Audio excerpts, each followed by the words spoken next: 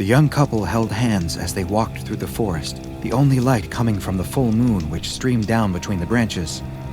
The young woman is riveted by her friend's story. She's never been a fan of ghost stories, she scares too easily, but her friends insisted. But what they didn't know was that there was something else out there in the forest, something watching them. The young woman can't help but look around, scanning the forest to see if there's anything out there watching her. But it's too dark to see anything past the dim ring of light cast by the campfire. Just then, something emerged from the forest. The couple had no idea that it was just feet behind them, matching them step for step. Slowly, it began to reach out towards them. "What was it?" the young woman instinctually asked. "It was the Gashadokuro." The young woman screams in fear as she is grabbed from behind by a skeleton. But of course, the laughing of her friends clues her in immediately that this is not a real Gashadokuro. It's just her stupid friend in a mask. No one can contain their laughter. Even the young woman has to laugh a little. As her friend takes off his cheap skull mask, she playfully hits him in the arm. "You jerk! You should have seen the look on your..." The gigantic shrieking skeleton leaps from the woods and picks up the young man, shoving him straight into his mouth and consuming him, the boy crying out as his bones are snapped between its enormous jaws. Everyone screams and turns to run, but another colossal skeleton emerges from the forest, picking up two of the group, one in each hand, before smashing them together over and over, leaving nothing but a tenderized pile of flesh between its bony fingers that it then begins to devour. The young woman doesn't know what to do. She's petrified with fear, unable to move or even think. She's grabbed from behind and turns to see her friend who is telling the story. "Come on, we have to go." She still doesn't move. She can't tear herself away from watching the horror that's playing out in front of her. But he grabs her hand and forcefully pulls her into the forest behind him. As they run through the woods, they can hear the sounds of their friends being eaten by the enormous skeletons. There's nothing they can do to help them, though. All they can do is run. The two sprint as fast as they can through the thick, dark forest, jumping over fallen trees, hoping that there's solid ground on the other side. The young woman's foot catches in a root, and she falls hard to the ground. Her friend stops and quickly comes back. As he is helping her stand up out of the mud, they both notice something. A sound. The heavy thuds of another giant skeleton. And it's getting closer to them. "Come on, we have to keep going!" With a loud shriek, a huge bony hand emerges from the forest and grabs the young man. The young woman watches as he is lifted 100 feet into the air and stuffed whole into the gargantuan skeleton's mouth. She steps slowly backwards, knowing that she will soon meet the same fate, until the earth disappears beneath her feet. She tumbles down the hillside, somersaulting end over end, crashing through the brush on the hillside until dropping over an embankment. If the fall down the hill knocked her out, then the drop over the embankment was enough to wake her back up. Her wits come back just enough for her to roll under the embankment's ledge, and not a moment too soon. She huddles under the ledge and watches as the two skeletons stride over her hiding place and continue on deeper into the forest. She listens until the sounds of their thudding steps disappear. She doesn't know what to do. Should she try to get back to the campsite and see if any of her friends are still alive? If they are, they might need her help. But what if there are more of these things out there? What if they come back, looking for her? Her mind races, unsure of what to do, and she has trouble thinking clearly. Her ears are ringing from her tumble down the hillside, and her teeth audibly chatter in fear. As she debates her next move, trying to make sense of the nightmare she's found herself in, she suddenly notices something. A shadow cast by the moonlight begins to grow on the ground in front of her. That's when she realizes something else. It's not her teeth that are chattering. The sound is coming from somewhere else. She stands up and turns around to see a huge skull slowly rising up behind her. The giant skeleton, this one even bigger than the others, reaches out towards her. The girl closes her eyes, preparing to meet her fate as the skeleton starts to shriek. But it's a different kind of sound. She opens her eyes and is almost blinded by the intense white light on the skeleton's face. It sounds like it is shrieking in pain from the light being cast on it, and she's forced to turn away and shield her eyes. As she does so, she sees the source of light. It's a man in a uniform. He looks like some sort of tactical police officer, but instead of a gun, he's holding an enormous flashlight that he's pointing at the skeleton. More men who are dressed just the same emerge from the woods, blasting the skeleton with more light. It continues shrieking but seems helpless to do anything. She watches as the skeleton seems to lose its form, slowly disintegrating in the light, until eventually it disappears completely. Later, the young woman is sitting in the back of a van with a blanket wrapped around her shoulders. One of the policemen, at least she thinks he must be a policeman, brings her a hot drink. She still can't believe what she saw that night. The monstrous creatures that killed and ate her friends. It felt like it wasn't real, like she was watching a movie play out. Were those Gashadokuro? She asks. A man in a white lab coat looks up from a nearby table where he had been working on something. She thinks he must be a doctor of some kind. Yes, he tells her, or something similar to them. Maybe they inspired the myth of the Gashadokuro. Maybe the myth inspired them. We simply don't know. She asks. All my friends are dead, he interjects. I know this is hard for you. Getting chased by giant anomalous skeletons and watching your friends eaten alive would be tough for anyone to deal with. The young woman starts to sob, the weight of the moment finally hitting her. But I have some good news, he tells her. She sniffs and looks up at the doctor. Believe it or not, I've seen this thing happen a lot. And you don't have to worry, because you're not going to remember any of this. Ouch! The young woman cries, and looks down to see that he has jabbed her in the thigh with a syringe. She tries to push him away, but she's already feeling weak and disoriented. She sways a little before her eyes shut, and she passes out. The young woman wakes in the cheery morning light of her own bedroom. She yawns and stretches, the strange dream about skeletons in the forest already drifting from her mind. Konnichiwa, I'm Dr. Bob, and today's file is a terrifying anomalous entity referred to in Japan as the Gashadokuro, but known by the SCP Foundation as SCP-2863, the Starving Skeletons. SCP-2863 is not just one, but an entire population of entities that resemble gigantic human skeletons. These enormous bony creatures' size can vary, but on average they are approximately 30 meters tall. While their exact number is unknown, over 200 separate individual instances have been identified and cataloged, with each having distinctive markings, such as their bones having different types of damage or burn marks present. SCP-2863 instances are currently found exclusively in Japan, where they will appear only after sunset. It is still unknown if the skeletons are sapient, though they do appear sentient as they engage in their primary behavior of hunting down and consuming humans. Despite their enormous size, they are capable of moving very quietly when they want to, though there have been reports from survivors of their appearance being preceded by a rattling-like sound, which may be their own teeth or giant bones hitting against each other. Once they have caught a human, they will immediately devour them, with the human's blood appearing to be absorbed directly into their bones, since they lack any digestive organs. It is unknown if they require the blood of humans for sustenance, or if their predatory behavior is motivated by something else. Monitoring and control of SCP-2863 instances was previously the responsibility of the Imperial Japanese Anomalous Matters Examination Agency. The IJAMEA, which as the name suggests, was Imperial Japan's answer to the SCP Foundation, tasked with investigating the strange anomalies within their own borders for the benefit of the Empire. Several of the IJAMEA agents who had been investigating the Gashadokuro at the end of World War II transferred to the SCP Foundation when the Anomalous Matters Examination Agency was disbanded, and continued their work on the anomaly. They also provided their original files on the anomaly, which gave the Foundation their first information on the giant anomalous skeletons. According to the IJAMEA's translated file, Gashadokuro are created by mass death, by the concentrated suffering of hundreds. While the Gashadokuro will eventually fade, they remain for centuries after their creation, lingering until their sorrow has diffused and faded. There is no way to hasten this process. The IJAMEA file also explained that while conventional weaponry is useless against the anomalous skeletons, light can be used to banish the creatures, and either natural daylight or man-made light will suffice. When exposed to light, the skeletons will start to lose their corporeal form until they fade away completely. This doesn't kill instances of SCP-2863, though. It only temporarily neutralizes them, and appearances of the same instance will often be reported the very next night. Just as the IJAMEA had noted in their file, the SCP Foundation also made the connection between SCP-2863 and locations of mass suffering. While Imperial Japan's Anomalous Investigation Unit identified 203 instances of SCP-2863, the Foundation has since become aware of 3 others, each of which were found at sites connected to death and destruction. The first new instance was found near Nanjing, China, the location of an especially brutal massacre during the Second World War that may have resulted in as many as 300,000 deaths.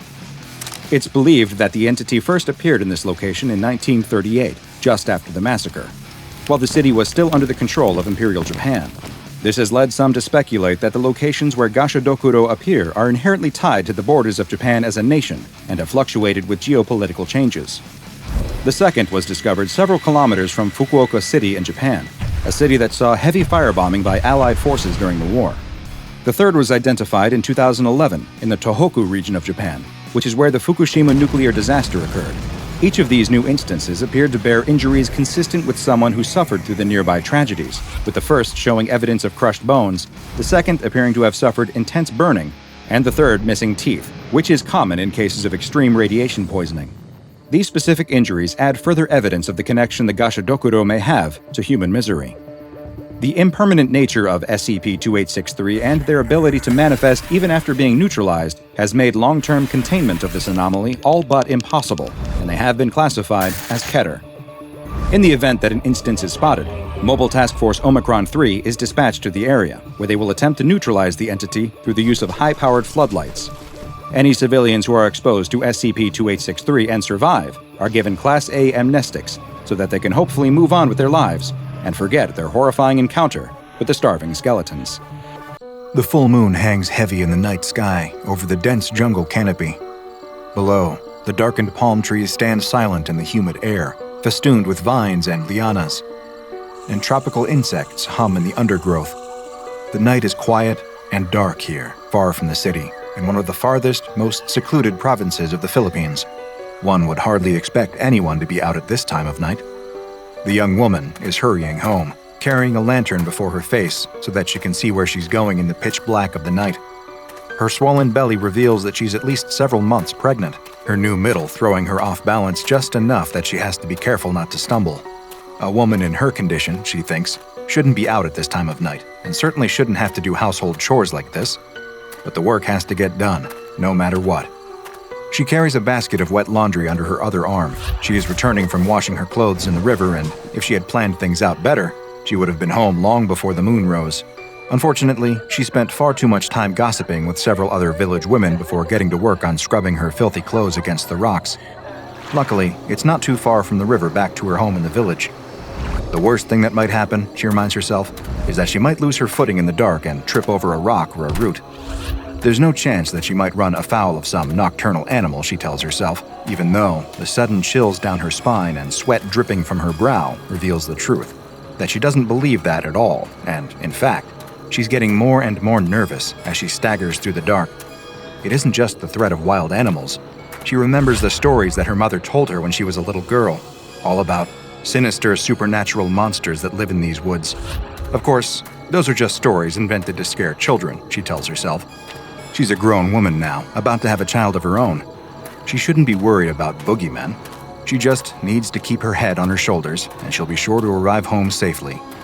The lantern throws its light over a figure standing below the crook of a catmon tree. The woman jolts, nearly dropping her laundry. She gulps back a scream as she realizes that what she sees isn't a wild animal, but rather a person. "Oh, sorry," says the young woman, her voice shaking a little. "I didn't think anyone else was still out this late. I thought you were a wild animal." "Don't you worry, little one," says the figure in a soft, sibilant voice. The figure steps forward, and the young woman recognizes her. It's an old woman from the village, her back hunched and her long white hair falling over her shoulders in a messy tangle. The young woman feels inexplicably nervous running into this particular villager here in the jungle at night. Many of the village kids whisper that she's actually a witch who has all kinds of weird supernatural powers. Even some of the village elders are afraid to cross her for fear of getting cursed. "Where are you going at this hour? Someone in your condition shouldn't exert yourself so much." "I'm just heading home," says the young woman, hefting the basket of laundry for emphasis. "It's dangerous to be out so late alone. Here, let me walk home with you. There's safety in numbers, you know." Thank you." The young woman almost wants to protest that she doesn't need any help getting home, because she really does not want to spend any more time with this old woman. But at the same time, she is reluctant to say anything that might insult her. After all, even if the young woman doesn't believe in witchcraft, it's not like she wants to take any chances. Besides, the truth is that she is rather frightened of being alone in the dark, and any company is better than nothing, even if it's this strange old woman. "How far along are you, honey?" says the old woman, placing a hand against the surface of the young woman's protruding belly. The young woman grimaces. She doesn't like this old woman intruding on her personal space like this. The old woman's hands are wrinkled and veiny, flecked with liver spots, and her fingers topped with gnarled talons. The young woman wants to cry out at the sight of them, but she bites her tongue. Instead, she answers the old woman's probing question as calmly and politely as she can. Very nice, says the old woman, her rheumy eyes never straying from the young woman's belly, and her hands still rubbing against her stomach as if she's trying to reach something within. The old woman makes a strange sound in her throat, like she's smacking her lips in hunger, but it's hard to see anything in the dark. The young woman can only nod in confusion, but she quickens her pace. She hopes that she can get home soon, and once she's home, she can get away from her unfortunate travel companion. The old woman keeps pace, grabbing her younger traveling companion by the arm and holding tight. Her grip is surprisingly firm for such a seemingly frail old woman, and the young woman again wonders if maybe there's something supernatural about this ominous crone. She wants to pull her arm away, but the old woman's long claws pinch cruelly into her flesh. It's as if the old woman is silently warning her, "Don't pull away. I'm too strong for you to escape." "What a sweet little bundle of joy you carry there," says the old woman, as if speaking to herself. "What a delectable little burden." The young woman knows that she's still talking about her unborn baby, but all this mumbling just makes her more worried. They continue walking, the young woman staring resolutely at the small circle of illumination thrown by her lantern onto the path ahead, doing everything in her power to not look at the old woman standing at her side, for fear that she might scream. Why is she so nervous? Worse, does the old woman sense her fear? The young woman has heard that witches are easily offended, and that's the last thing that she needs now. She continues walking, the old woman gibbering and whispering in her ear, plying her with odd questions about her pregnancy. "Eating well, have you? You know it's very important to eat right when you're carrying, so that the baby can be born strong and healthy." "Right," says the young woman. She really doesn't need this unsolicited advice. She heaves an audible sigh of relief as the village comes into view over the next bluff. Thank God, she thinks, I'm almost home. She just hopes that the old woman will take a hint and leave her alone once they arrive at her doorstep. She wonders if this old woman might try to come into her home or maybe steer her towards some other destination. But what can she do? All she can do is keep walking home and hope for the best. "Is it just you, is it? Is the father in the picture, I haven't seen you with any young men lately, have I?" asks the old woman. Her nosiness is really starting to irritate the young woman, enough that she almost forgets her fear. "No, it's just me," says the young woman automatically. She immediately regrets that confession. What is this old woman planning? Is she up to some mischief? Now she knows that the young woman lives alone, and there won't be anyone around to see whatever this crone is planning. Her grip tightens on the young woman's arm as if to warn her again. The village is quiet and dark. Everyone else has already gone to bed by now, so the pair of them walk down narrow, still streets. The only sound is the crunch, crunch, crunch of gravel under their feet. After what seems like an eternity, they arrive at the front gate of the young woman's house. "Well, here I am," she says, a little too loudly and firmly to be completely casual. "This is my home. Thanks for keeping me company on my way home." To her immense relief, the old woman lets go of her arm. The young woman immediately pulls away, rubbing the deep bruises left by the old woman's gnarled talons. "Think nothing of it, my dear."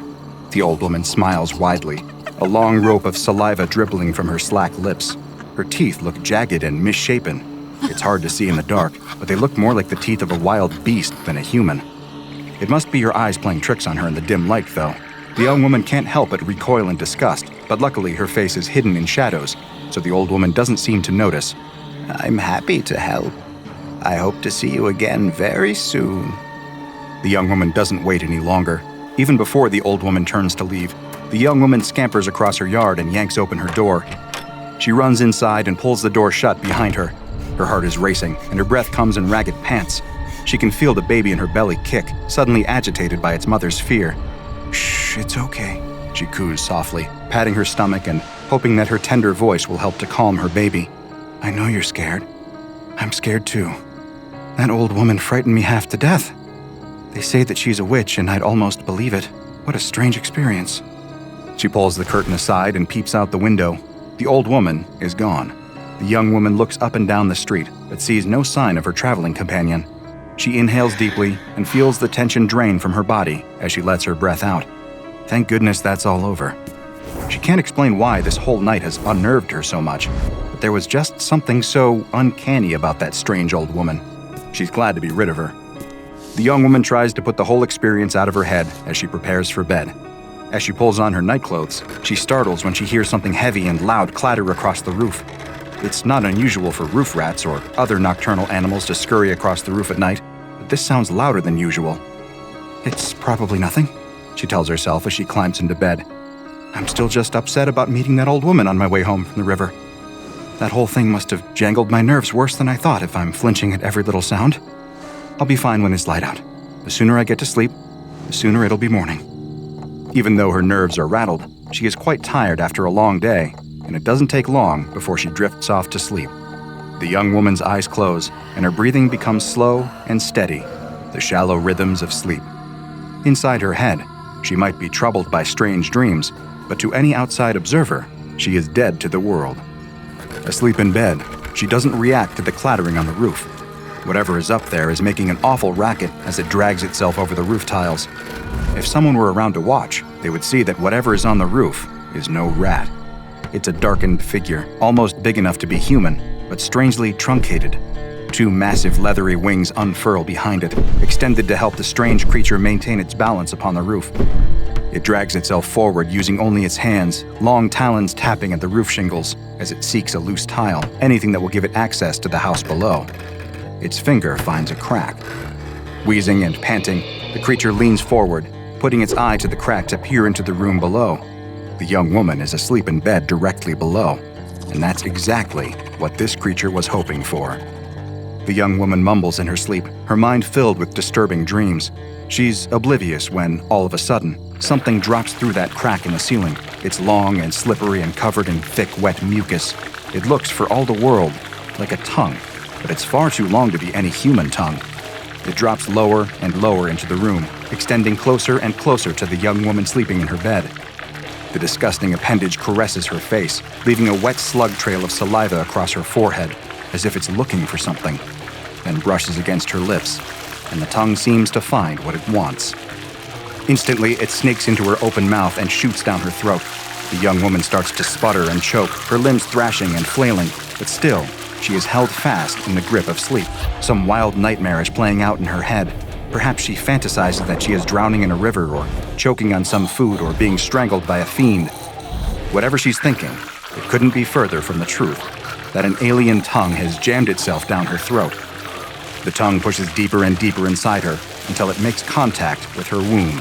A trained anatomist might balk at the idea that the tongue could find her womb by accessing her throat, but somehow it has done exactly this, snaking its way through the labyrinth of her insides to find her unborn baby. A sticky aperture opens up at the tip of the tongue, revealing that the tongue is hollow, like a massive soda straw. It sucks up the baby like a vacuum, slurping it up, and out. The bulge of its prey traveling up the length of the tongue like a wild pig swallowed by a boa constrictor. Once the baby is gone, the tongue slides out of the woman's mouth and retracts back toward the ceiling, disappearing back through the subtle crack. There's a clatter on the roof again, followed by the soft flutter of leathery wings. The young woman settles back into a deep, still sleep, the awful sensation of suffocation having passed. The rest of the night is peaceful and quiet, but when she awakens the next morning, she finds that the nightmare isn't over. She wakes with a strange empty feeling in her guts. Something is very wrong. She throws aside her covers and stares at herself in shock. Her baby is gone. Her rounded belly has deflated back to its pre-pregnancy state, and she can sense, as only a mother can, that she is no longer carrying something within her. She shrieks in terror at this bizarre revelation. What could have happened? What could be responsible? That young woman just had an encounter with SCP-5201. SCP-5201 is a humanoid subspecies native to the Philippines, dubbed Homo sapiens visceralis, but known by many local names across the Philippine Islands, including the Aswang, the Tik-Tik, or simply the Viscera Sucker. But it is most commonly known as the Manananggal. During the day, an instance of SCP-5201 looks like an ordinary human. At a glance, there is no way to immediately distinguish an instance of SCP-5201 from a regular member of Homo sapiens. However, Foundation researchers have found that there do exist certain retinal irregularities unique to SCP-5201, so the agency has developed a portable retinal scanner for use in quickly identifying instances of SCP-5201. SCP-5201 is far easier to tell from an ordinary human at night, when it undergoes a strange and startling metamorphosis. It unfolds a pair of membranous wings, resembling those of a bat, from its back. Even more startling, its torso splits in two. Its upper torso then flies off in search of prey, while its lower torso is hidden in a secure location until SCP-5201 can reconnect. SCP-5201 will seek out human prey, most likely relying on a keenly attuned sense of smell, and, once it has chosen a victim, will alight on the roof of their home and then snake its preternaturally long, tube-like tongue into the house below so that it can feed. SCP-5201 feeds by inserting its tongue into the orifices of unfortunate sleepers and sucking out their internal organs as easily as you would suck soda through a straw. SCP-5201 will happily eat human livers, stomachs, and intestines, but its favorite food is unborn fetuses. So much so that instances of SCP-5201 disguised in their human form can often be recognized by their tendency to drool at the sight of pregnant women. SCP-5201 are well known to local humans who live in fear of nocturnal attacks by the dreaded Manananggal. Interestingly, SCP-5201 can be repelled by Abrahamic holy objects like rosary beads or crucifixes, or can be staked through the heart with sharpened shafts of bamboo, very similar to the means used against vampires in Western folklore. SCP-5201 is especially vulnerable when its upper torso is out hunting, so it will always take the utmost care to hide its abandoned lower torso in a secret, secure location. If you can find the hidden lower torso, it is possible to kill SCP-5201 by sprinkling its exposed viscera with spices like garlic, salt, or vinegar, or failing that, even ash or urine. This causes an unusual reaction that is not yet fully understood by Foundation researchers, but will prevent the two halves from rejoining. If the two halves of the Manananggal cannot rejoin before dawn, sunlight will kill the creature. If none of these methods are available, it is also possible to repel SCP-5201 by using a specialized whip fashioned from the tail of a stingray. The SCP Foundation currently has an undisclosed number of domesticated SCP-5201 instances held in the Fauna Containment Wing of Site-235. Because this species has been known to practice cannibalism, each specimen is to be held in its own personal containment cell. While there are obvious ethical and logistical concerns with feeding human organs to SCP-5201, the Foundation has discovered that SCP-5201 can still easily thrive on a diet of any newborn mammal with a mass of at least 1 kilogram. Piglets have so far proven to be the most cost-effective and available options, but other species can be substituted as necessary.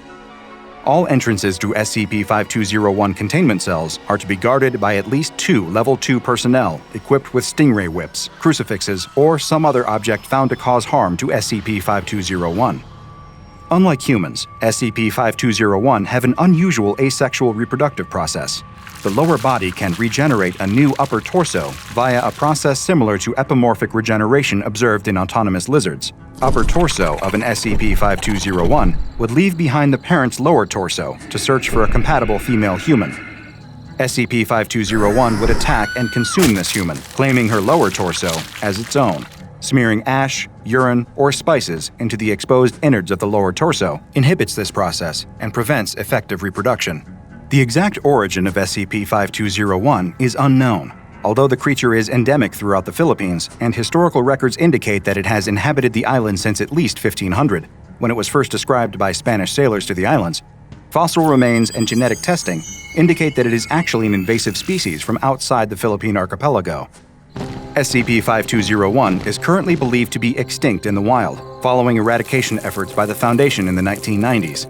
An epidemic of SCP-5201 attacks in the early 90s prompted the SCP Foundation to join forces with the Supernatural Committee of the Philippines and the Global Occult Coalition to take action to prevent SCP-5201 from spreading to other countries. Dubbed Project Dipsy, the operation involved amnesticizing the major cities of the Philippines, funding propaganda campaigns to dismiss SCP-5201 as a product of folklore and urban legends, and eventually domesticating the surviving SCP-5201 population for cellular regeneration research. Because of its aggressiveness and taste for human flesh, SCP-5201 specimens regularly attempt to breach containment, and thus have been given the designation Euclid. And while the SCP Foundation has done its best to eliminate the threat of SCP-5201 in the wild, there's no guarantee that a few instances of this vicious monster might have slipped through the cracks and possibly even spread out into the wider world beyond its home in the Philippines. You still might want to search your room for any suspicious cracks or holes before you bed down for the night, because there are very few things less pleasant than waking up from restless dreams to find a long, slimy tongue jammed down your throat. It's 1916, right in the middle of World War I, and a British soldier is huddled in a trench, occasionally peeking over the top. He's supposed to be on watch, but there's little to see in the darkness that hangs over no man's land. But then, he spots something big. It's a shadowy figure, only about 20 feet away, and it looks like it's digging in the mud. It's too dark to make out what he's looking at, so the soldier shoots a flare into the sky, lighting up the battlefield with a dull red light. Now he can see it clearly, and it's like nothing he's ever seen before. A huge, terrifying monster, picking up bodies out of the mud. The soldier can only stare, petrified by what he's seeing in front of him, when the creature suddenly turns to stare back at him and smiles. Hi, I'm Dr. Bob, and this is SCP-3456, also known as the Orcadian Horsemen. SCP-3456 is the designation given to a group of quadrupeds, of which the exact number that exists is unknown. These entities resemble horses, though with some marked differences. SCP-3456s lack any hair, and their thick skin is translucent, revealing the fat and muscle underneath. They have three-toed hooves, and strangest of all, they have one or more human-shaped torsos fused to their backs. Each torso has a pair of arms and a head, but no legs, the torso seeming to meld directly into the back of the creature's horse-like body. The arms are much longer than those of a human, with a total wingspan that is double the anomaly's height. The arms are so long, they typically drag along the ground when the creature moves. At the end of each arm are 5 sharpened bones that protrude from where fingers would normally be. Instead of a nose, most instances of SCP-3456 have a hole in the middle of the face, which is capable of producing a high-pitched scream that is as loud as a jet engine. SCP-3456 instances vary in size, with the largest recorded manifestation standing 30 meters tall and 15 meters long. Their bodies have also shown to be quite resilient and are completely impervious to conventional weaponry. The anomalous creatures have displayed a high level of adaptive intelligence, using complex tactics like setting up ambushes through the use of property destruction and psychological manipulation to lure targets into traps. This high level of intelligence has led many at the Foundation to believe that SCP-3456 is sapient. Any direct observation of an SCP-3456 instance will cause the entity to become aware of its observer, at which point it will display this awareness by turning in the exact direction of the observer. Once an instance of SCP-3456 has spotted its observer, it will engage in predatory behavior, stalking its witness and pursuing them far beyond the initial site of manifestation, all the while concealing itself and using camouflage as it chases them. SCP-3456 will repeat this behavior over and over, intentionally letting itself be seen by observers over and over as it hunts down and takes each one, until it has captured a large number of individuals and suddenly dematerializes. It's currently unknown where SCP-3456 takes its victims, or what happens to them once it dematerializes, nor is it known how many victims 3456 needs to capture before it is satisfied and dematerializes for good, as the number taken has varied between instances. It's not currently understood why, but SCP-3456 is either unwilling or unable to cross bodies of fresh water, and making it to the other side of a freshwater source like a river, lake, or even a stream is the only currently known way to escape the anomaly once it begins its pursuit. Instances of SCP-3456 typically appear near sites of mass human suffering, such as battlefields and natural or man-made disasters, and there have been numerous reports and sightings of 3456s at historical events throughout the 19th, 20th, and 21st centuries, with multiple manifestations often appearing at the same event. One Foundation report contains an account of an SCP-3456 instance appearing during the First World War at the Battle of the Somme. Rumors spread through the British troops in their trenches of the appearance of a mythical creature many believed to be the Nukkalavi, a horse-like demon with origins in Orcadian mythology. Like many SCPs, this ancient folktale turned out to have very real origins. British infantryman Dave Harkand kept a journal which described giant hoofprints appearing in the battlefield mud, and soldiers disappearing under mysterious circumstances, appearing to be killed by forces even more terrifying than what the war could produce. Harkand describes one soldier who was firing on advancing Germans when the mud beneath his feet started boiling. Before anyone could react, mud went flying everywhere, and everyone was knocked off their feet. The soldier was gone, not even a body part remained, and Harkand was sure he saw bony protrusions reaching up out of the mud underneath the soldier just before he disappeared. Not long after, Harkand spotted the Orcadian Horsemen on the battlefield, and the Horsemen spotted Harkand. He watched as the instance of SCP-3456 picked bodies out of the mud and carried them off into the darkness. He took several shots at the entity with his rifle, but the bullets had no effect. As days passed, the half-man, half-horse continued to appear night after night, always doing the same thing, picking up injured soldiers off the battlefield and taking them into the darkness. It would always look back at Harkand, seemingly taunting him or inviting him to try following it. Soon more instances of SCP-3456 appeared, many with more than one torso on their back. And then they began laying traps, burying themselves in the mud and waiting for the soldiers to rush over them. Dave Harkand was declared missing in action at the Battle of the Somme, and it's presumed he was taken by the same instance of SCP-3456 that he first observed. Another first-hand account of an encounter with SCP-3456 occurred following the 2011 earthquake and subsequent nuclear disaster in Fukushima, Japan. With over 2,500 missing persons, several manifestations of SCP-3456 were reported in the areas affected by the quake, and SCP Foundation reconnaissance teams were sent to investigate, two of which were quickly wiped out during the encounters with 3456s. One squad, after exploring the evacuated city and not finding anything, spotted an instance of SCP-3456 standing motionless in the middle of an intersection. As they laid eyes on the Orcadian Horseman, the human torso that was hanging limp off the motionless horse's body stood upright and began swinging its arms, damaging and destroying the buildings and structures around it. It then turned towards the team and emitted an ear-shatteringly loud shriek from the hole where its nose should be, before beginning its pursuit. The team immediately began evacuation procedures, even ordering a drone strike in an attempt to slow down the chasing anomaly. The team took shelter in an abandoned high-rise building, but knew their only chance of escape was if they could make it over the nearest body of fresh water, which would mean crossing a bridge over the Arakawa River, which was a kilometer away. The team was 50 yards away from the bridge with no further signs of SCP-3456 when one emerged from a side street right next to them. Small arms fire was used against the creature, and 2 rocket-propelled grenades were fired at it, but all had no effect.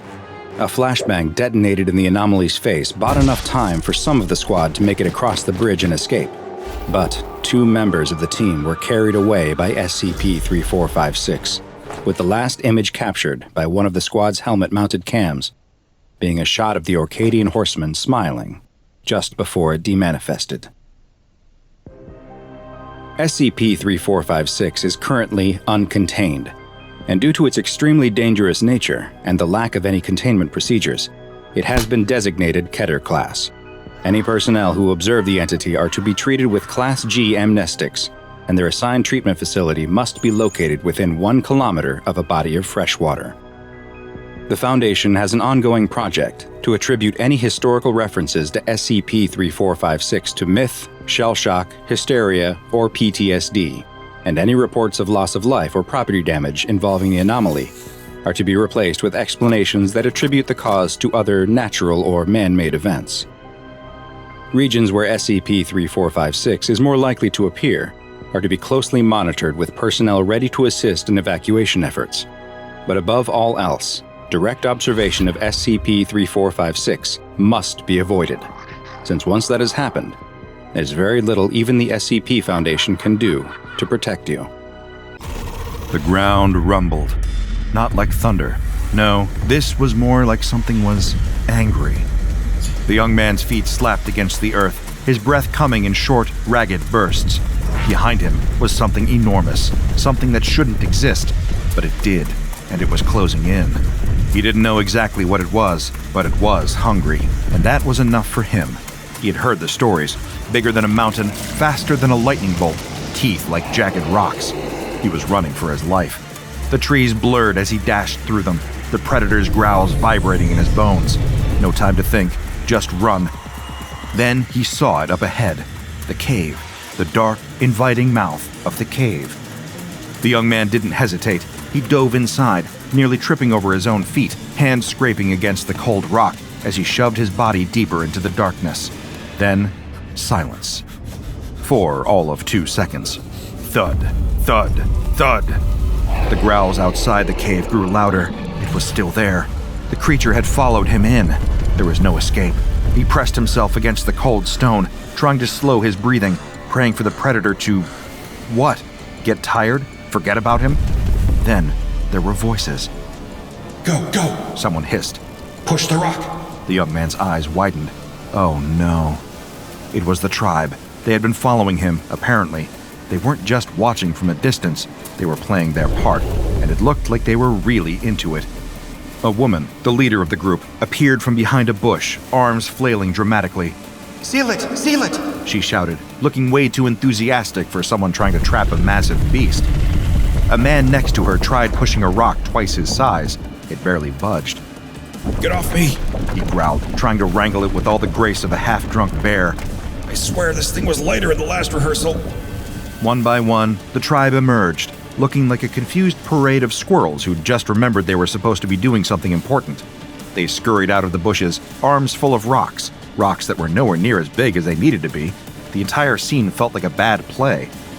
One guy rolled a rock that was comically small and got stuck under it. Another two bickered over a particularly large one, trying to shove it up a hill like it was a toddler at a water park. More rocks, Yelled a third, as if they were building a house, not sealing a death trap. Through all this chaos, the young man barely had the energy to protest. He'd been running for his life, only to end up helping these people. If this wasn't the weirdest moment of his life, he didn't know what was. Finally, after some truly embarrassing grunting, pushing, and a very inappropriate dance involving a boulder, the entrance was sealed. There it was, the cave entrance, blocked by rocks that could have been knocked over by a strong gust of wind. Done! One of them shouted, hands on his hips like he'd just won a race. The tribe paused, looking at their work.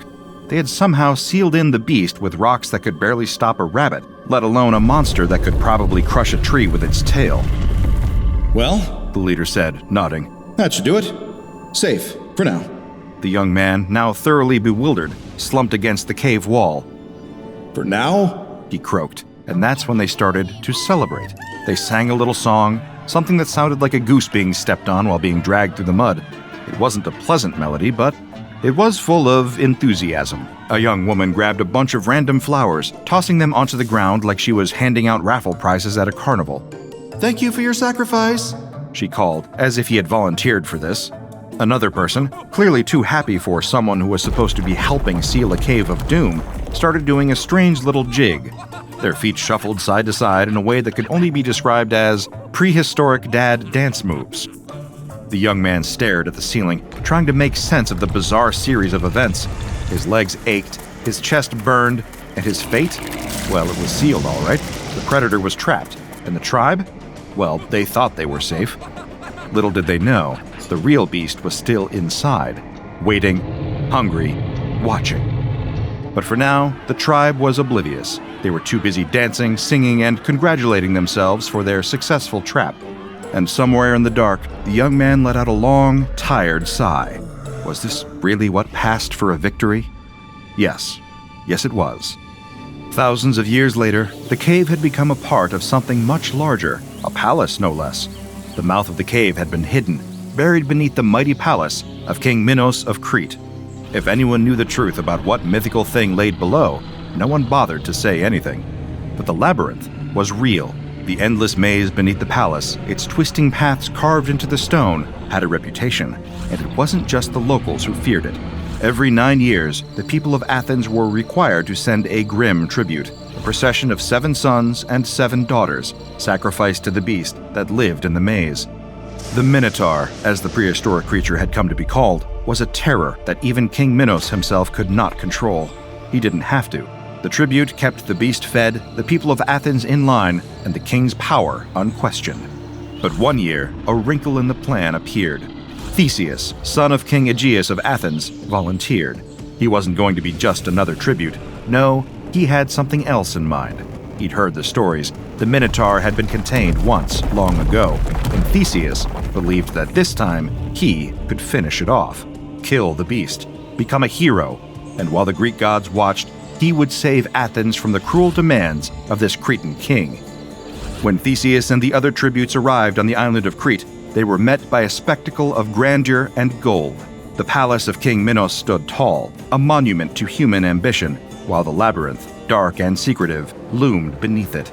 But Theseus wasn't concerned with the palace or the labyrinth's exterior. His mind was elsewhere, on Ariadne, the beautiful daughter of Minos.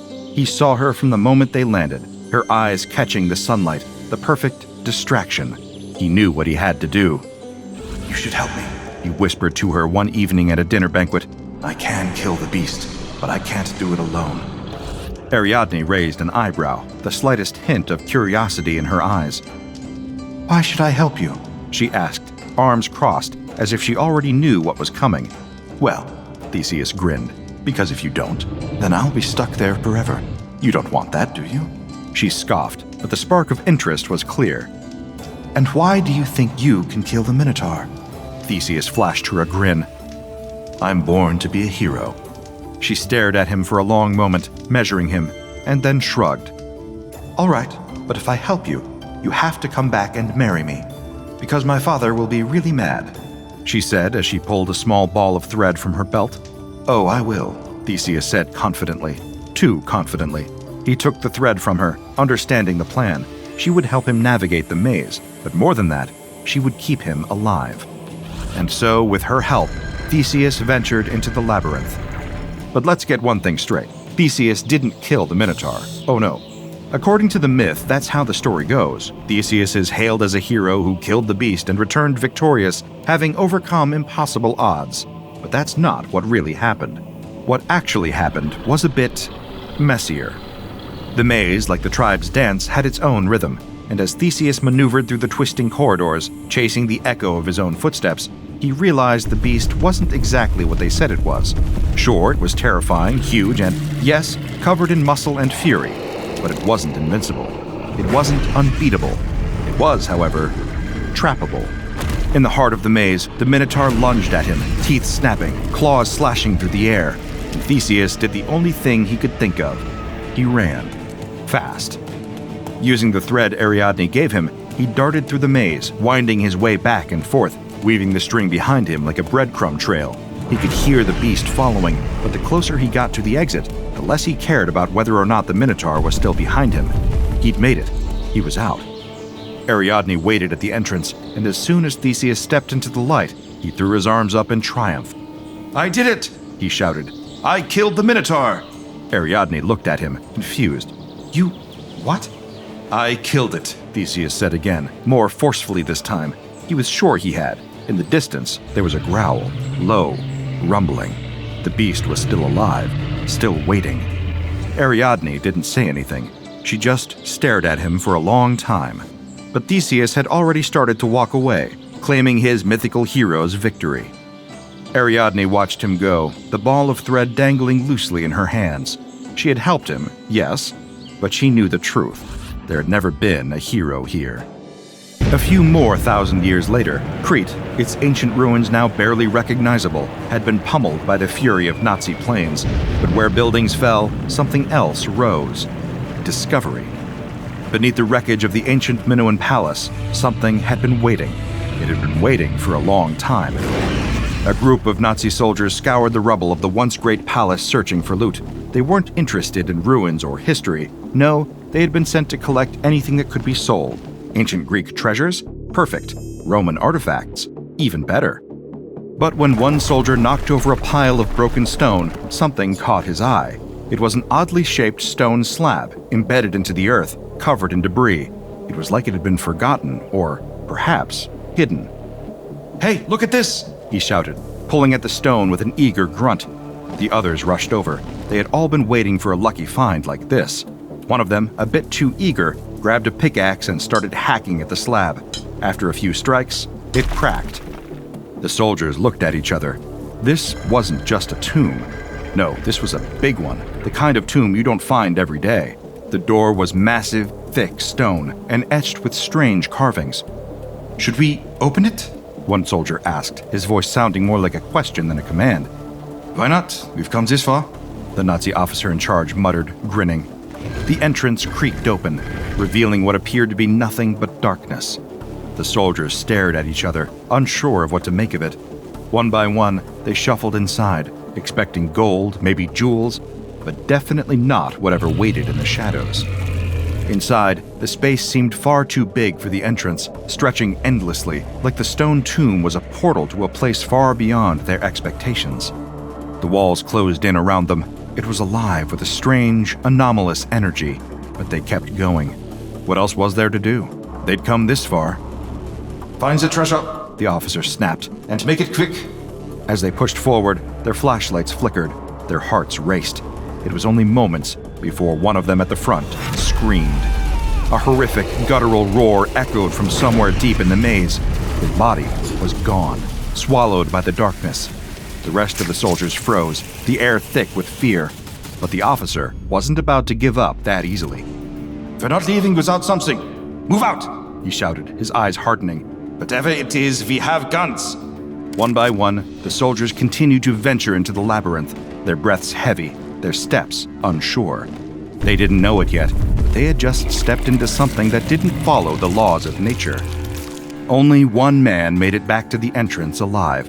He staggered out, his face pale, eyes wide with terror. In his hand, he clutched ancient gold jewelry, but there was no pride in his grip, only raw fear. The others were nowhere to be seen. "What happened?" one soldier asked, his voice barely a whisper. There's something in there," the man said, voice trembling. "A beast. It's not like anything we've seen. It's still in there, waiting. Don't," his voice cracked, "don't go back in." The officer looked at him like he had just heard a joke. "You're telling me there's a beast?" He laughed, more to himself than anyone else. "I don't know what you saw, but there's treasure in there. And we're getting it." The survivor shook his head. The Nazi soldier's smile faded. He pulled out his pistol, aiming it at the soldier. "You're going back in," he said, his voice low and dangerous. The soldier froze, his body trembling. "I won't. You can't make me." Without hesitation, the officer pulled the trigger. The body slumped to the ground, lifeless. "All right then," the officer muttered, slipping the gun back into its holster. Clearly he was the one in charge now. He turned to the others. "Back up the tomb. We're taking this to England. There's a buyer. They've been paying top dollar for looted artifacts from Greece. And this thing," he gestured to the dark entrance, "it's going to make us rich. They'll want it. We'll sell it. We'll be kings." And just like that, the tomb, the maze, and the beast that lay in waiting was packed up and shipped off to England just like any other treasure. When the spoils of war arrived in England, they weren't just in crates marked fragile. No, they were delivered to the extravagant manor of a particularly wealthy English lord, a man who had spent his life collecting, no, curating, the finest treasures history had to offer. And now, with the war over, the spoils of conquest were his for the taking. Among his new acquisitions were priceless Parthenon sculptures, finely detailed pottery, and of course, the crown jewel, the tomb from the Minoan Palace in Crete. The tomb wasn't much to look at on the outside, just a plain stone box, really. But when the Lord opened it and peered inside, his eyes widened in disbelief. The space inside was vast. The whole thing was far bigger than it had any right to be. It didn't fit. It was like opening a cupboard and finding a whole new world inside. Naturally, the Lord wasn't about to dive into this mystery without a bit of flair. This, he decided, required a proper crew. So he hired the best and brightest, electricians, builders, plumbers, no more of this amateur nonsense. He was a man of taste. He had grand plans for the tomb. "Let's make this a proper exploration. he declared, gesturing toward the labyrinth inside. "We'll run electrical lines through it. Light bulbs on the ceiling, a nice little chandelier in there for flair. It'll be a living space, you see. Very modern." Naturally, he left the entrance door wide open. Who would dare steal from him? His home was practically a museum. He could trust the help. And so, the crew got to work. They strung wires through the corridors, placed light bulbs on the ceiling like they were installing lamps in a drawing room. They even found a curious little trickle of water running through the walls. "Ah," the foreman said, rubbing his hands together with glee. "Nice bit of plumbing could make this even more impressive. Let's get some pipes in here, lads." This way, the water wouldn't mess with the electrical equipment. He had the situation under control, or so he thought. As the crew began fitting the walls with pipes, the atmosphere grew thicker. The deeper they worked, the colder it seemed to get, but no one complained. After all, this was England, and it was winter. Everything was a bit chilly. That was when they heard it. A low rumble deep in the bowels of the tomb. Something growling. At first, they shrugged it off. Maybe it was the pipes shifting, the walls settling. But no, it grew louder. The foreman raised his head. What in God's name was that? His voice barely a whisper. The noise that erupted was enough to make the foreman drop his clipboard and run. The crew scrambled to pack up, but it was too late. The beast appeared, with claws and teeth, and a hunger no human could satisfy. Most of the crew didn't even make it to the door. By the time the last man bolted, the beast had already claimed its prize. One by one, the workers were picked off, their screams muffled by the thick stone walls. Only one man, a young carpenter, managed to escape. He ran, legs pumping, his heart a terrified rhythm in his chest. As he reached the entrance, he threw himself against the door, sealing it with all his might. The lord, who had been sipping a brandy in the garden nearby, sauntered over, casually adjusting his waistcoat. "Well, what's the delay?" The carpenter, pale as a ghost, looked up at him with wild eyes. There's a beast in there," the carpenter gasped. The lord raised an eyebrow, unfazed. "A beast, you say?" he asked, his tone laced with mockery. "Nonsense, it's just some animal. A wild boar. It's an old tomb, nothing more. A little superstition to keep us all on edge." He didn't even blink before pulling a cigar from his coat pocket. "You," he said to the carpenter, "will go back in there. I'm not paying good money for a superstition. You'll go in there and find the treasure. That's the job." The carpenter tried to argue, but the lord's gaze was cold. It was an order. The carpenter knew he didn't have a choice. With trembling hands, the carpenter unsealed the tomb, and the moment he opened it, the maze had changed again. The paths were different. The walls had moved, twisting like something alive. The carpenter froze. "No," he whispered, stepping back. "I won't go in there again. It's not the same, it's—" Before he could finish, a gunshot rang out, cutting him off. "Pathetic," the lord muttered, watching the carpenter fall. He wasn't even angry, just annoyed, as if a servant had broken a vase. The next day, a fresh team of workers reluctantly unsealed the tomb again. The lord, as usual, was lounging nearby, sipping his brandy, looking far too pleased with himself for someone so oblivious. He could already taste the gold, the treasure, the profit. The foreman opened the door.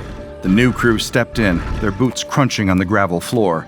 They had a little more confidence, having heard the fun story from the carpenter, but they also didn't quite know what to expect. And when they looked inside, they were dumbfounded. "Blimey," one of them muttered. The maze had completely changed. The walls that had been one way the day before were now another. The path the previous crew had carefully mapped out was gone. No light fixtures, no pipes.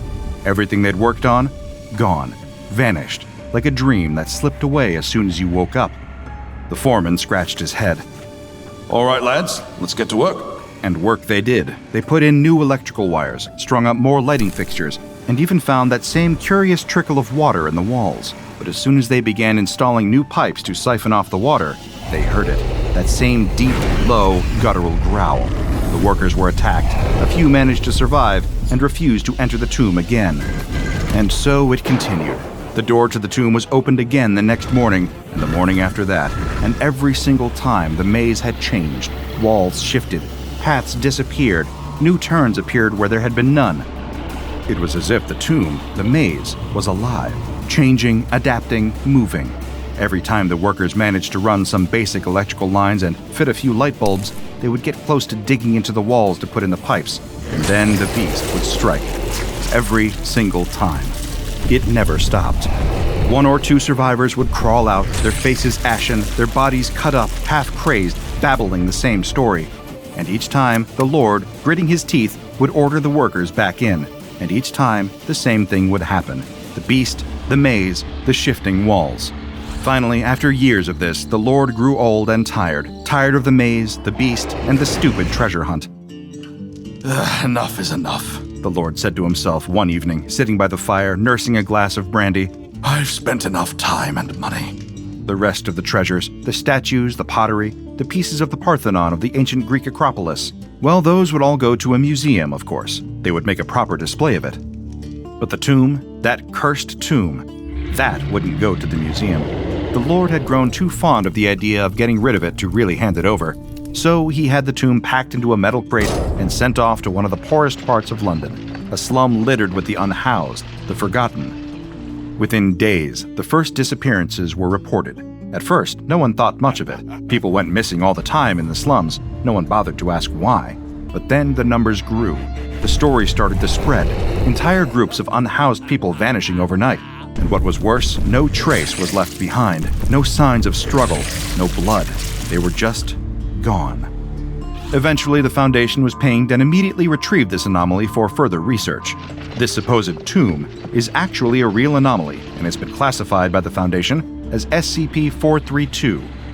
It's a steel storage cabinet, 2 meters tall, 1.2 meters wide, and 1 meter deep. From the outside, it looks like an ordinary, albeit worn, piece of storage furniture, with its matte green exterior covered in corrosion and scratches from years of exposure. The doors are simple, fitted with a slide bolt and a padlock for security. But when one opens the doors, they're not greeted by shelves or a storage space. Instead, they're faced with an extra-dimensional labyrinth. The space inside seems to defy the normal laws of physics, as it's far larger than the cabinet's external dimensions suggest. Inside is a maze of corridors made of heavily rusted steel. The corridors are lit by flickering household light bulbs, many of which are broken. Some walls are lined with steel pipes carrying cold water, though the source and destination of this water are completely unknown. It's drinkable, but it contains low oxygen and traces of iron oxide. The maze itself is impossible to map accurately. Every time the cabinet is closed and reopened, the entrance shifts to a completely different part of the labyrinth. No one can predict how the layout will change. As for those who venture inside, there have been no confirmed survivors, only remains. Some suggest starvation is the cause, but there's also evidence pointing to something far more dangerous, SCP-432-1, a large predatory entity that inhabits the maze. Its exact species is still unidentified, but it has been responsible for the deaths of multiple personnel. Now there's more to this anomaly than just the danger it presents. Technology, GPS units, phones, remote devices, fails after traveling about 20 meters into the maze. The only form of communication that still works are high-gain radio transmissions, though even those become heavily interfered with the deeper you go. Several expeditions have been sent into SCP-432 with D-Class personnel in an attempt to map the interior, but progress has been slow and dangerous. No further expeditions can be authorized without approval from at least 2 Level 4 personnel. What we do know is that the cabinet was constructed in the early 1950s, but the artifacts recovered from the maze have been traced back to much earlier periods. This suggests the maze, and perhaps the cabinet itself, may be linked to something far older, something not yet fully understood. As for containment, SCP-432 remains locked at all times. The key is secured in a nearby security station and is guarded by 3 Level 3 personnel. There are no additional special containment procedures needed, but we must be vigilant. There's much more we don't know about this anomaly, and it's essential we continue studying it while keeping it contained. The explorer slashes his way through the jungle, using his large machete to hack through the thick undergrowth. He suddenly stops and turns around.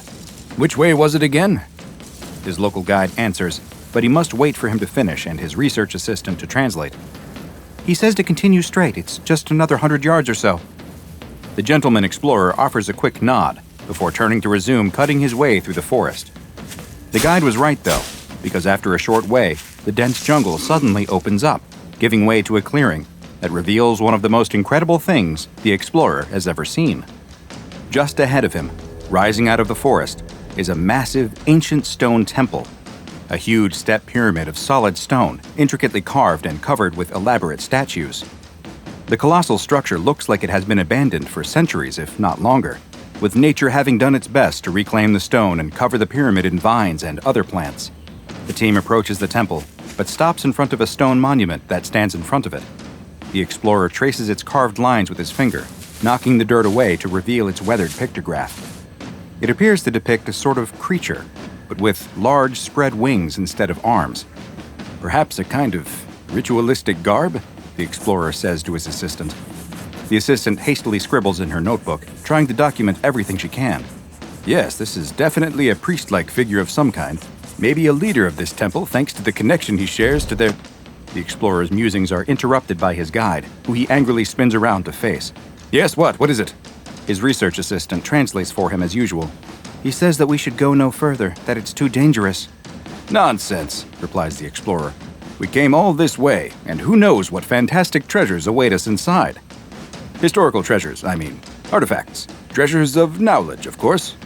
Of course, replies his assistant, before following her boss as he starts making his way up the step pyramid, as the guide holds true to his stated intentions and waits near the edge of the jungle. The two of them walk through an entrance that leads into a long, dark hallway. With only torches to light their way, it's impossible to see just how deep it runs into the temple. The explorer stops to examine the walls, which are covered in even more carvings. He can see that there are complicated geometric patterns, but also many more depictions of the same winged creature that was on the monument outside. Here, though, the creatures are depicted in moments of action. They appear to be running, chasing, reaching out and grabbing for people. They are shown attacking them, picking them up, carrying them away to... Right where the pictograph story should reveal its climax is a chunk of missing wall. It must have fallen off at some point. Oh well, the explorer declares before moving on to explore more of the temple. His assistant doesn't follow, though. She spots several pieces of stone on the floor underneath the missing panel and kneels down to get a closer look. She begins to gather them together, rearranging the various pieces back into their original form. Meanwhile, the explorer's attention has been caught by something else. On the other side of the hall is a statue of a tall, proud warrior, and in his hand, he clutches a large bejeweled spear, the gemstones adorning it sparkling in the torchlight. The explorer reaches out and grips the spear's handle. He begins to pull, perhaps being a little rougher than one should with an ancient artifact, but he wants this fabulous jeweled piece, and even more than the spear itself, he wants the acclaim it will bring him back home. As the explorer pulls on the spear, his research assistant moves the final piece of the broken wall carving into position. She holds her torch over it to get a better look, and she gasps. The winged creatures are carrying people away, but that isn't the end of the story. They are bringing them somewhere, and she can even see now that they are being presented to an even bigger winged creature. It's a monster that is feeding on the people. The assistant turns to tell the explorer what she has found, and just as she does, she watches as he is finally able to rend the spear loose from the statue's grip. The statue finally letting go causes him to fall backwards to the ground, where he lies, marveling at the beautiful jeweled spear in his hands. "Look out!" yells his assistant. The explorer doesn't notice that the statue is precariously rocking back and forth, and he rolls out of the way just before it crashes down right where he was lying and admiring the spear. "Are you okay?" she asks as she rushes over. "I think so," he tells her. "Just a little bump on the head. Nothing that can't be fixed up by a good..." "By a good what?" she asks, but he seems distracted by something behind her. By God, what is that?" He points, and the research assistant turns to see something emerging from a hole in the wall where the statue once stood. It's one of the creatures from the wall carvings, a bizarre half-man, half-lizard with wings instead of arms. Though there's no flesh at all, the creature is completely made of bone. The two of them both scream at the skeletonized half-human, and the creature screams right back at them, emitting a shrill, high-pitched squeal. Suddenly, more of the creatures begin to emerge from the hole in the wall, with others crawling out of previously unseen and unnoticed holes in the walls and ceiling. The creatures rush towards them, blocking their way out of the temple, and the pair have no choice but to run further down the darkened hallway.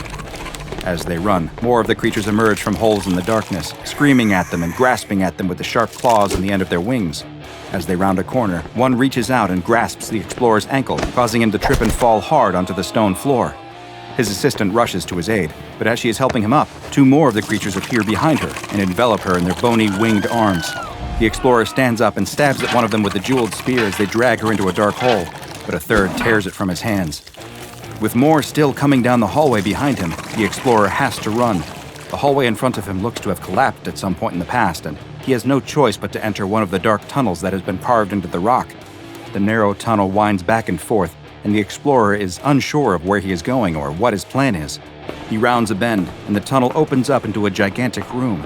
The ceiling must be over 100 feet high, and he can't see the furthest walls, with the only light emitted by his torch and a dim beam of sunlight coming down through a hole high up in the ceiling. He notices, too, that it has suddenly gone quiet. He turns and looks back at the tunnel he has just emerged from, and notices that the sound of the horrible creatures that were chasing him has ceased. The explorer hears something coming from deeper in the giant room and turns back, peering into the darkness. There, in a single beam of light, he sees one of the winged creatures, but it is moving strangely, as if it isn't walking, but floating up into the air. And that's because it isn't walking. As it gets closer, the explorer can see that the winged creature is stuck on the tooth of a giant, monstrous mouth. The huge winged creature emerges from the darkness into the beam of light, tossing back its giant head to consume the creature that was stuck in its teeth, its bones loudly cracking in its mouth. Now, in the light, the explorer can see that the monster, which itself must be hundreds of feet long, is a huge flying lizard of some kind. Or at least it was at one time, since now the majority of its body is made only of bone. What scraps of flesh are left hang off in rotten ribbons. The monster opens its mouth and roars at the explorer. Its foul breath smells like a mausoleum opening up, hitting the explorer in the face. The explorer tries to run, but the monster swipes out with a bony wing that still has a few blackened strips of leathery skin on it and knocks him to the ground. He is pinned to the floor with a huge spiny claw as the creature opens its mouth, roaring again before moving its head down to start feasting on its meal. The explorer closes his eyes, bracing himself to be eaten alive, when the creature suddenly lets out an ear-piercing scream. The explorer opens his eyes to see the jeweled spear sticking out of one of the few spots of flesh remaining on the creature's clawed foot, and gripping the shaft is his assistant. She looks a little worse for wear, but she's alive. She offers him a hand to help him up. They need to get out of there. But first, the explorer pulls the spear from the monster's claw. The two start running, doing everything they can to avoid the monster as it claws and swipes at them. They spot an illuminated opening at the other end of the vast room, and with no other option, start heading towards it. As they get closer, they can see it's just what they needed: daylight, escape. They both slide to a stop at the cusp of the opening, nearly tumbling over the edge. On the other side, the tunnel opening up out of the side of the temple gives way to nothing but air and a drop of hundreds of feet down to the jungle below. They turn to see the monster still rushing towards them, and without time to think any longer, they both jump, just seconds before the creature snaps its bony jaws in the place where they were standing. It's too big to fit anything more than its mouth out the door, and it howls and screams as they fall through the air before crashing into the ground below. The assistant slowly opens her eyes to see someone. It's their guide. He is cradling her head and asking if she's okay. She sits up, dazed and more than a little bruised from her fall. She asks the guide where the explorer is, if he's all right, and the guide lowers his eyes, looking as though he'd rather not answer. He points next to them without looking, and the assistant turns to see the explorer lying on the ground a few feet away from them, his body impaled on the jeweled spear. History is full of tales and legends about gods, monsters, and everything in between. But not all of these are just stories. And in fact, sometimes the reality is even more terrifying than what we could envision. And that is exactly the case when it comes to SCP-4959, also known as the Teotihuacan Pterodactylactery. SCP-4959 is a huge creature that resembles a pterosaur, which were flying reptiles that existed during the Mesozoic era. While pterosaurs have been extinct for millions of years, SCP-4959 is very much alive, or at the very least, animate. This massive anomaly, whose wingspan stretches approximately 50 meters, is in a living state of decomposition, with roughly 70% of its flesh having rotted or otherwise fallen away, leaving only small patches of skin and decaying tissue clinging to its bones. The flesh that does remain shows no signs of further decomposition, though, as if it is permanently locked into this specific stage of advanced decay. Tests of 4959's flesh have shown no apparent abnormalities, save for a slightly higher than expected concentration of iridium. Its eyes are no longer present, but the eye sockets somehow shine with a bright green light, though the source of this luminescence is unknown. When angered, the creature also emits a multicolored corona of fire from its wings, skull, and neck. SCP-4959 was discovered in a gigantic chamber beneath the Temple of the Feathered Serpent in Teotihuacan, Mexico. A number of tunnels connect to the chamber, and these, too, are anything but empty. Lurking within the temple's many twisting passages are entities that have been designated SCP-4959-A. These humanoid-sized creatures appear to be constructed of various human and pterosaur bones, creating an all-new creature that is an amalgamation of both. The bones are connected to a central stone-like heart, but it is unknown if this heart was carved from stone, or if it was at one time a real heart that turned to stone through a process of ossification, nor is it fully understood just how the bones are connected to it or stay together. The 4959-A entities also have a number of varying adornments on their bodies, which can include strips of decayed fabric, feathers, and precious stones that resemble those worn by the indigenous people who resided in the area many centuries ago. SCP-4959 is carnivorous, though it is unknown if it requires or simply desires to feed. Regardless, it seems to be the task of the SCP-4959-A entities to bring it meals, since the 4959 creature itself is too large to leave its chamber beneath the temple. The hallways and passages that originally connected the temple to the chamber housing SCP-4959 have all collapsed, and the only tunnels now leading to it were most likely dug into the rock and earth by the 4959-A entities. They search through these tunnels, most often working at night, looking for small animals like birds and lizards, but also occasionally finding a larger animal or even a human who has somehow found themselves inside. They will then bring their live prey directly to the giant pterosaur, offering them up as both a meal and a sacrifice. SCP-4959 will then proceed to eat the prey whole, sometimes consuming the 4959-A entity at the same time as well. The temple itself is covered in carvings and murals that give numerous hints as to the origin of SCP-4959. While it is unknown just how it got there, it appears as though the local people discovered the creature within its chamber and regarded it as an avatar of their feathered serpent god, or perhaps another unknown deity. A temple was constructed at the site, and they soon began making sacrifices to the god creature that lived beneath, starting with small animals but then progressing to human sacrifices on important holy days. There is also something else shown in the murals that looks to be of great importance.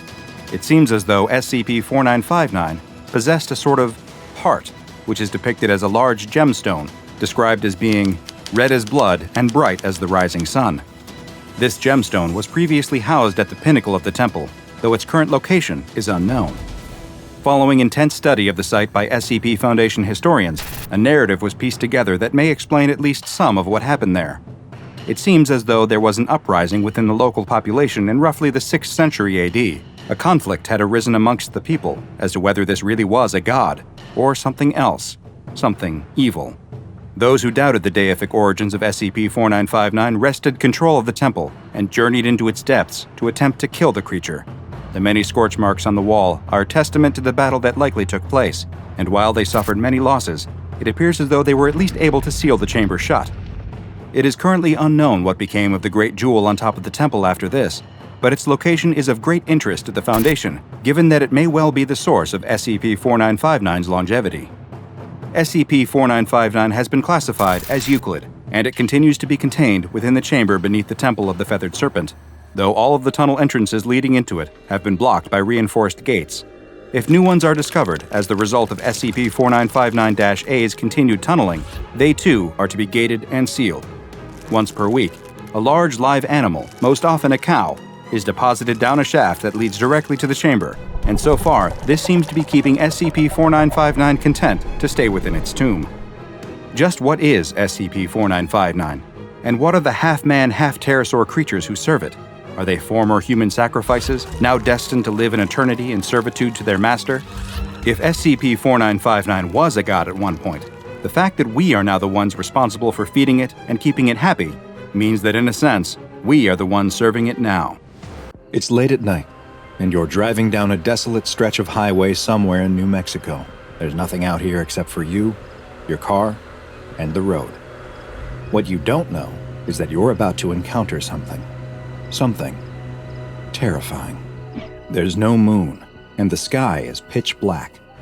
Your own car is barely lighting up the dark road ahead of you.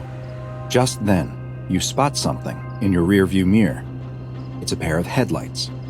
There's nothing too strange about them, except that they are especially bright. Your eyes are so adjusted to the darkness that you have to look away. When you glance in the mirror again, you see that they're closer. Much closer. They must be going awfully fast. You don't know why, but something about the car behind you makes you feel uneasy. There's something off. You speed up a little. Maybe you can keep some distance from them. But the lights keep getting closer. So you speed up a little more. Still, they gain on you, growing bigger and bigger in your rearview mirror. You're getting nervous. They look like they are barreling right towards you. You floor it. The lights are able to keep up easily, though, and now they're right on your tail. No matter how fast you go, they stay right behind you. The lights are so bright and close that they're almost blinding. You're in a full-blown panic. What is going on? Now the lights are swerving back and forth behind you. What do they want? You take a sharp turn without indicating, but they follow you without difficulty. You keep your foot smashed down on the accelerator. Your engine is screaming, but they just get closer and closer. They're right on your bumper. The bright white lights burn your eyes so bad that you swat at the rearview mirror to point it down. You look up just in time to see the deer standing in the middle of the road. You slam on your brakes as hard as you can. Your tires squeal loudly in the night, and you brace yourself to both hit the deer and get rear-ended from behind. You stop inches from the deer as something incredible happens. The two headlights seem to split, passing by you on either side of your car. You and the deer lock eyes for a split second as if you're both thinking, "What was that?" before the deer hops away into the night. You don't know what's happening, but you're not going to wait around to find out. You throw the car in reverse and hit the gas before whipping it around 180 degrees. You can't remember how far the last town was, but there's no chance you're going in the direction of those lights. You drive as fast as you can, checking your mirror constantly to see if anything is behind you.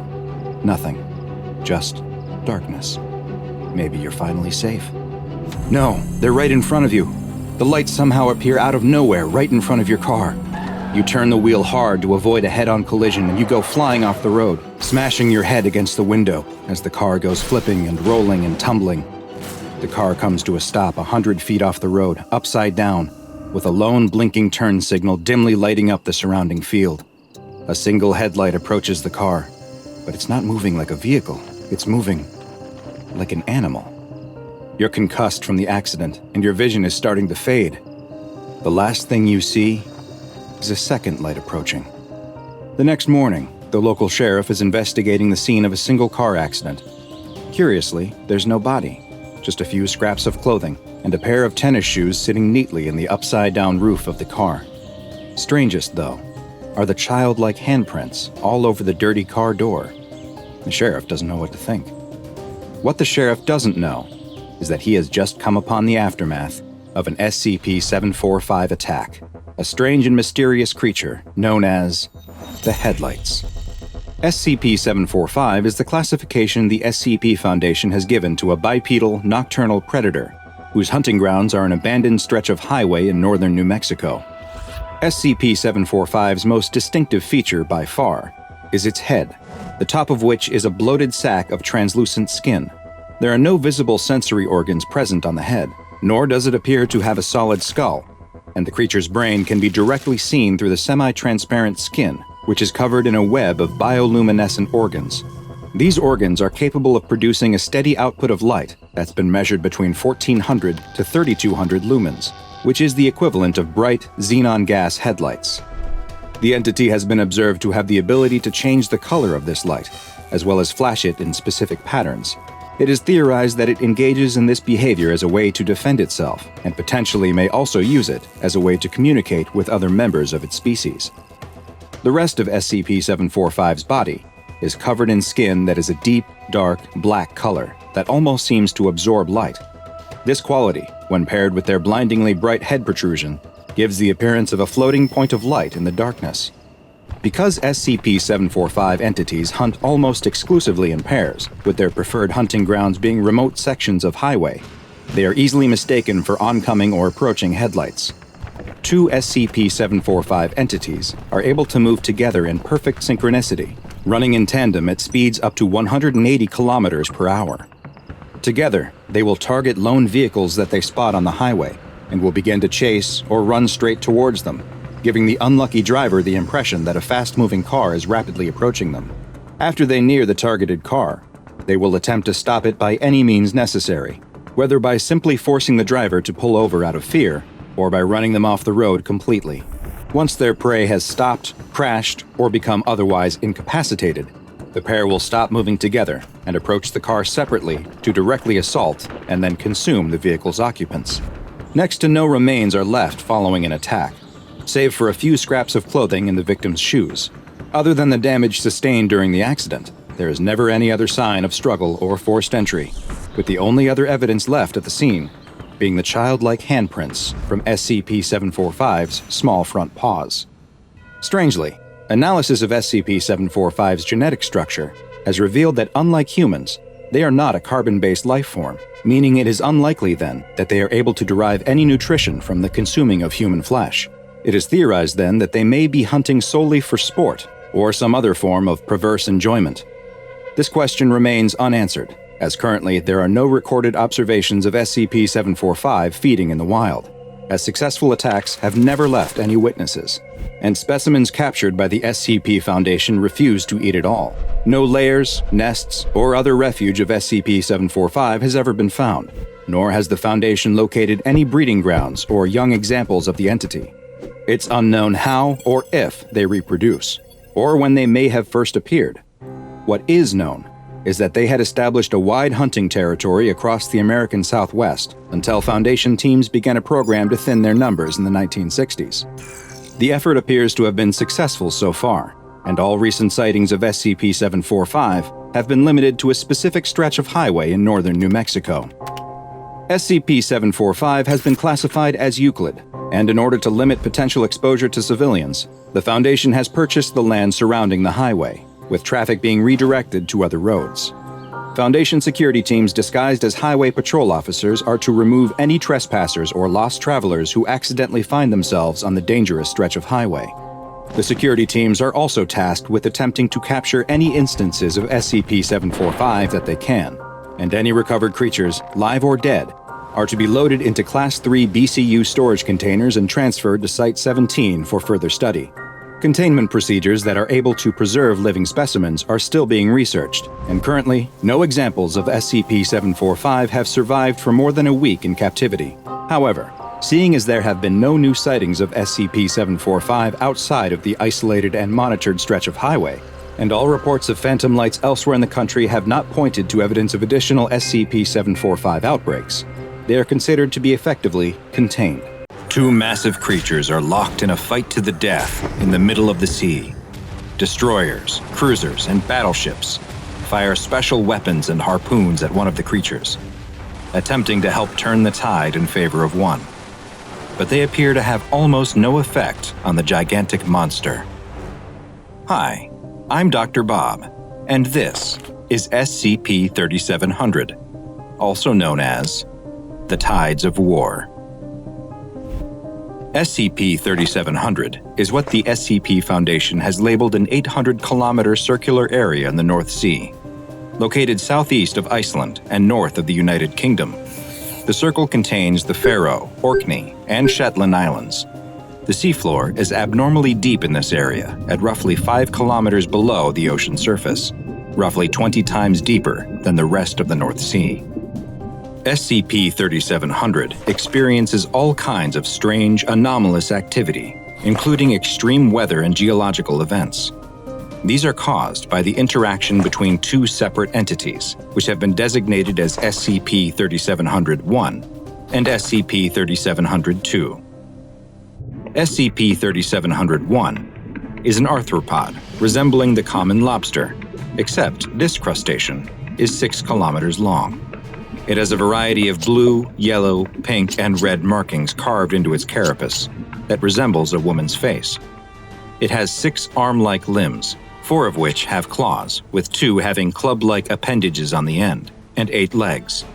It also has 4 orange eyes at the end of stalks. 3701's carapace shows significant damage, with many scars, cracks, and even some holes that reveal its soft inner tissue. It has several anomalous capabilities that it uses in its battle against SCP-3700 Its two club-like appendages are capable of striking, but they also produce a cavitation bubble that generates a force equal to several tons of dynamite, similar to what the mantis shrimp is able to do, but on a much larger scale. Two of its eyes are able to project concentrated blasts of gamma radiation, and it's able to stop storms or other weather phenomena. Despite being 6 kilometers long, 3701 can reach speeds faster than 100 kilometers per hour, and has even shown the ability to demanifest and disappear if it doesn't locate SCP-3700 within roughly 15 days after appearing. SCP-3701 appears to be friendly in nature and shows some small signs of intelligence. When accompanied by Foundation ships, it will either ignore them or provide a small amount of aid by helping to move disabled craft away from danger. After appearing, it travels the full 800-kilometer area of SCP-3700 in a spiral pattern from the center out toward the edge. Interestingly, the center is the exact center point between the 3 island chains located within the circle, and is home to numerous shipwrecks. Since being first discovered by the Foundation in 1922, 3701 has slowed down considerably in its movement and has lost a significant amount of mass. It was first measured at a length of 16 kilometers, a full 10 kilometers longer than its current state.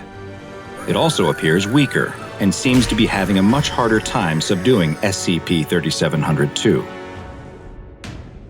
SCP-3700, on the other hand, looks like it belongs to the family of ray-finned fish and has an appearance that closely resembles the pelican eel, except that it has 13 appendages encircling the middle section of its body. These appendages look like the tentacles of an octopus, complete with suckers, and can tuck them into its body when not in use. 3702 is currently 32 kilometers long, and opposite to SCP-3701, it is growing larger, having only been 300 meters long when first identified in 1945. Most of that length is the creature's whip-like tail that ends in a sharpened point. It's currently roughly 1 kilometer wide at its largest point, and each of its 13 tentacles is around 60 meters long.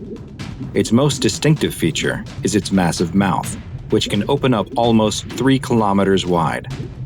3702 is black in color, with white, purple, and red bioluminescent lines that resemble a man's face on either side of its torso. SCP-3702 can create sudden changes in the weather, generating huge storms and Category 5 hurricanes, as well as massive whirlpools that suck in any vessel within 150 meters before grabbing them with its tentacles and tearing them apart. It's also able to produce high-energy sound waves and streams of blue fire from its mouth that it uses to destroy close-range targets. SCP-3702 appears at random locations within the 800-kilometer area, except during the spring and autumn equinoxes, when it appears at the exact center of SCP-3700. It stays submerged unless it encounters 3701 or another object, and will demanifest roughly 15 days after first appearing. It's extremely hostile to any creature or object that approaches it, and has even been witnessed destroying entire pods of whales. Conventional weapons have no effect on it, and even special anomalous weapons used by the Foundation have only had a moderate effect. Only 3701 has so far been able to subdue it. When SCP-3701 and 3702 do meet each other, they will engage in a prolonged fight, with each attempting to temporarily kill or subdue the other. Historically, the winner of each contest would swap depending on which half of the year it was, with 3701 consistently winning during the Northern Hemisphere's spring and summer, and 3702 winning during the fall and winter. However, since the Foundation has begun implementing containment procedures, SCP-3701 has won the last 64 cycles in a row. A number of changes happen when one of the creatures wins. When 3701 is successful, major storms in the area immediately cease, crop yields double, and local oceanic life increases their reproductive rates by a factor of 3. This can lead to dead zones forming from the overpopulation of certain species of zooplankton. Erosion rates on the islands also increase by a factor of 5. which has led to the Foundation needing to bring in large amounts of dirt and sand in an attempt to combat it. When SCP-3702 wins and subdues or kills 3701, the weather becomes very dangerous, with powerful hurricanes and rapid temperature changes that can range from below zero to over 28 degrees Celsius, capable of causing massive damage to buildings and huge losses of life. Travel by sea becomes extremely difficult due to huge waves and storm surges, making it difficult for supplies to reach the islands. Ocean food sources are driven from the area, and crop yields are reduced. Following its victory, 3702 does not demanifest, and instead continues to patrol the area and attack vessels, and will even approach the islands themselves. Foundation Naval Task Force Delta 7, nicknamed Northern Storm, is tasked with locating and assisting SCP-3701 in its struggle against 3702.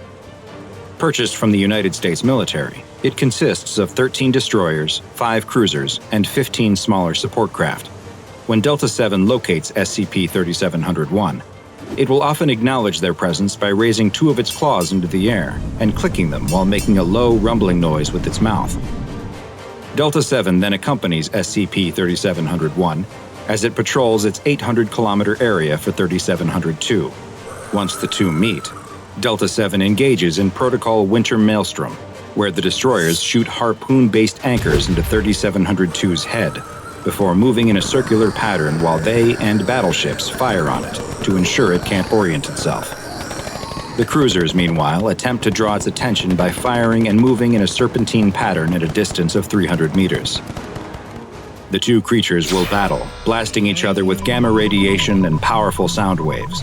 They whip, bite, and club each other, cracking armor and ripping off tentacles and other appendages, until one finally stops moving and dissolves into the sea.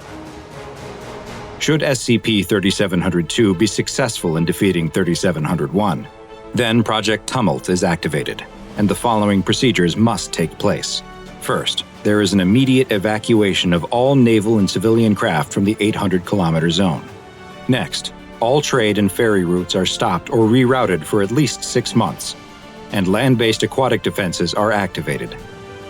Aerial craft will continue to monitor and engage with 3702, while others continue to look for a reappearance of SCP-3701. Since it appears that SCP-3701 continues to physically degrade, and with the exact opposite being true for 3702, it's been proposed to let 3702 win and subdue 3701 twice every 5 years, despite the terrible effect on locals in the area. Though this plan has yet to be approved, it may be the only chance to stop 3702 from becoming so strong that 3701 is never able to defeat it again. The guerrilla soldiers fire their rifles blindly into the jungle. They don't know what exactly they're shooting at, but something is out there among the trees, something they can't see, something that's killing them. One of the young soldiers, barely more than a boy, stops to reload. As he pulls the magazine from his rifle, a blur passes by. The soldier next to him suddenly drops to his knees, clutching his neck, blood pouring out between his fingers. A hand grasps the boy's shoulder, and he spins around, nearly opening fire on his commander. The older man tells him they've got to go, and the boy joins a small group of soldiers who start running through the jungle, trying to get away from whatever this thing is. As they run, there's another flash of movement, and one of the soldiers is pulled into the trees. He can hear his screams mixed with the otherworldly shrieks, but there's nothing they can do. It's already too late for him. Another soldier disappears into the trees with a blur. It's just him and the commander now. They emerge from the jungle into a clearing that contains a small abandoned farm. The commander motions for them to head towards the old farmhouse, and the two take cover around the corner of the home. They crouch with their guns ready, peeking around the corner, looking for any sign of the monster that's killed so many of their comrades. The boy wants to know what they should do. He opens his mouth to ask the commander, but he puts a finger to his lips and motions for the boy to keep watching. The boy peeks around the corner of the house, but he doesn't see anything emerging from the tree line. It's quiet, until the commander begins to scream. The boy turns to see a point forming on his chest. It's a black circle. No, not black, something darker. It's like it is the absence of any and all light. The commander screams louder as the point of darkness grows. The commander's screams fade out, even as it looks like he continues to yell. The boy watches as the commander seems to be collapsing in, sucked into the dark orb in his chest. The commander's body folds in on itself, growing smaller and smaller until it disappears completely into the black hole, which vanishes along with him. The boy doesn't know what he just saw, but he doesn't have time to think, because emerging from the forest is the creature. The boy has never seen anything like it and runs into the farmhouse. He locks the door and pushes the old kitchen table in front of it, trying to barricade it as best he can. He looks around and spots a bed against the wall.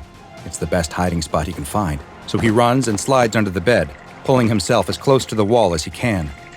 The boy watches and waits, unsure of what he should do. It's quiet. There's no more screaming of soldiers being killed or any more of those guttural animal-like squeals. Maybe it decided to go back to wherever it came from. The boy doesn't dare come out from under the bed, though. As he watches the door, waiting for something to burst through, he sees something else. Another of those black points appears in the middle of the room. It looks like it bends the light around it, distorting the room nearby. The boy watches from under the bed as out of the point, a thin black limb emerges. First one, then another. He can see its strange pointed legs with no feet standing just in front of the bed now.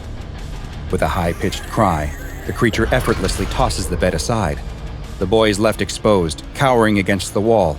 The creature screams, opening its wide mouth that seems to split its eyeless face in two, revealing 2 rows of jagged teeth. The boy screams back, crying in fear, and sees that the creature isn't eyeless after all. Inside its grotesque mouth, a milky blue ball appears. There's no iris, but the boy knows whatever this thing is, it's looking at him. The boy feels his chest grow tight. He looks down to see that one of the black points is forming on his chest. He can feel himself being squeezed and crushed, pulled down into this singular point. All noises, including his screams, disappear as he is pulled into this soundless void. But then he hears something again. He looks up to see that the creature is being riddled with bullets. It turns to escape and bursts through the wall of the farmhouse. The dark orb on the boy vanishes, and he sees, standing in the doorway, his friend and savior. He clutches his bleeding throat with one hand, holding his rifle in the other. The boy rushes to him as he collapses to the floor. Blood is pouring out of his neck, and he can no longer speak. But he dies knowing he saved his young friend. The boy starts to feel very tired, and he sits down next to his dead hero. He's all alone now, his entire group of freedom fighters now wiped out by this demon. The boy feels nauseous and dizzy. He coughs into his hand and looks down to see that it's covered in his own blood. A group of boys run down a jungle path, laughing and playing, when they suddenly stop and grow quiet. There's something up ahead of them. It's a man lying on the side of the road. The boys look scared, unsure if they should check it out. But then the smallest of all of them emerges from the group and bravely marches up to the man. Not wanting to let the youngest of their friends make them look like cowards, the rest of the boys soon follow. The man on the side of the road is moaning and looks to be in pain. As they get closer, they can see that he must have been in a terrible accident. His skin is gray, and it looks like his long, thin arms only have 3 fingers. What should they do? The small boy picks up a stick and reaches out with it to poke the man, not wanting to touch him with his own hands. But before he can, the man rolls over, opening his mouth with a horrible shriek to reveal the glassy blue eye inside as the boys turn and run, hands over their ears. Several weeks later, the small Guatemalan town holds a meeting. The crowd of people in the room are angrily yelling at the mayor, who stands at a podium, demanding answers from him about what happened to their dead or missing loved ones. A series of photos are hung on the wall behind the mayor in remembrance of those who have disappeared into the forest or mysteriously died from a rapid illness, including the brave young boy. One man shouts at the mayor, wanting to know where his daughter was. Another asks how her healthy husband could drop dead from an illness after being perfectly healthy only days before. The mayor tries to calm the frustrated townspeople, telling them that he knows there have been rumors of a demon out in the forest, but that's all they are, rumors. The mayor warns them, though, that something is out there, though he doesn't know what. There is an animal or man that is making people sick. It may also be hunting people. Neither he nor the police know exactly what is going on. But there is good news. A group of men have come to help them. The mayor points towards a stern-looking man in a military uniform who is standing with a small group of other soldiers and a scientist off to the side of the stage. The mayor explains that this man, General Machoy, is from America, and that he's going to help them. The crowd doesn't cheer in the way that the mayor seems to have expected, but they at least stop their yelling as the general steps to the podium and thanks the mayor for the introduction. The general looks over the crowd who are waiting and hungry for answers about the monster that's suddenly begun plaguing their town. He tells them that it is true that he's been sent here by the US government in order to investigate what's been happening and stop whatever threat is out there in the jungle by any means necessary. He can't promise that he'll be able to bring back any of their missing loved ones, but he can at least prevent whatever this is from taking any more. He then gestures to the rest of his group and tells the crowd that the men he has brought with him have been specially trained to deal with this exact type of situation, and that they don't need to worry any longer. The only thing everyone needs to do is stay out of their way, and all will be taken care of. With that, he walks off the stage as the crowd erupts into more shouting. General Machoy stops at the scientists waiting next to the stage. "Well, Dr. Ketter, what do you think?" The scientist adjusts his glasses and answers, "This is what we've been preparing for. The overseers kept telling us this day would come. It looks like it finally has." The group of soldiers led by General Machoy make their way through the dense forest. Dr. Ketter is just ahead of them, using a Geiger counter to follow the creature, the audible clicks of the radioactive entity telling him which way it came. They track the source of the radiation to a clearing in the jungle where a small village once stood. Most of the buildings are overgrown with plants and thick vines, but with it growing dark, this seems as safe a place as they will find to make their camp for the night. The soldiers fan out to search what's left of the town as Dr. Ketter continues looking around for where the radioactive trail might lead them next. As General Machoy is checking out one of the many dark old buildings, one of the older soldiers cries out, "Hey General, it looks like this generator still works." With the sound of an old diesel motor coming to life, lights in the village suddenly flicker on. They now have fortifications and light. Though he'd never admit it, General Machoy was feeling nervous about spending the night in the jungle. But now at least some of those nerves were being washed away by the old flickering yellow lights. Later that night, the general is questioning Dr. Ketter on where the creature went. Dr. Ketter is confused, though. His readings showed high traces of radiation leading into this village. The creature came here, he was sure of it, but now he can't figure out where it went. It's as if it came into the village and then simply vanished. Outside, one of the soldiers on watch tells the rest of the group who are sitting around a fire to shut up, that he thinks he saw something in the woods. Everyone immediately springs into action, taking defensive positions and aiming their rifles into the dark tree line. "There it is again," he says, as a flash of darkness moves just beyond the clearing. "No, it's over here," says another soldier on the opposite side. How could the creature be moving so fast around them? Are there multiple of whatever this is out there? The soldiers form a circle to make sure that the thing can't get behind them. What they can't see is the point of darkness forming behind all of their backs, and the thin, pointed legs stepping out of it. The general's radio comes to life. "I think we've got something out here, But his message is cut off by screams and the sound of gunfire. General Machoy tells Dr. Ketter to stay inside and runs out of the building, where he finally gets a glimpse of the demon that they've been tracking. The tall, thin creature is massacring his squad. It dashes between them at an inhuman speed, using its three-fingered hands to rip the limbs off of some soldiers and slash at others with its razor-sharp claws, opening up their necks or disemboweling them before moving on to the next. The general fires his rifle at the creature and misses, but it's enough to get it to retreat. General Machoy runs back inside the building where Dr. Ketter is waiting. "What was it? What did you see out there?" The general doesn't know how to begin describing the monster that just killed all of his men. It's like nothing he's ever seen before, and something that no amount of training could prepare him for. As the two men ponder what to do next, the Geiger counter on the table suddenly starts to click, softly at first, but then more and more, as if a huge amount of radiation has suddenly flooded the room. The general grabs the doctor and drags him out, leaping out of the building just before it collapses in on itself, disappearing into the micro-singularity that formed inside. The two men look up to see it standing right in front of them, its huge mouth open to reveal its glassy blue eye. "Look out!" Dr. Ketter cries, but he isn't talking about the demon as he and the general roll to the side, just avoiding the power line that has been cut loose by the destroyed building. The power line hits the ground and immediately begins to spark, sending out bright pulses of white electrical light. The creature cries out with a gut-wrenching scream and collapses to the ground, huddling up into a ball as it tries to cover up its mouth with its thin arms. "Is it the electricity?" the general asks, confused about what suddenly stopped the killer's rampage. But Dr. Ketter realizes it isn't the sparking power line that the creature has been immobilized by, it's the flashing lights. The general doesn't wait for his answer, though, and fires the weighted net from his gun, trapping the howling creature. Dr. Ketter examines the creature at the Field Research Center that has been set up several miles from the village. A strobe light has been affixed to the inside of the creature's cage, but even when the doctor turns the light off, the grayish-brown skinned entity still remains curled up in a ball on the floor.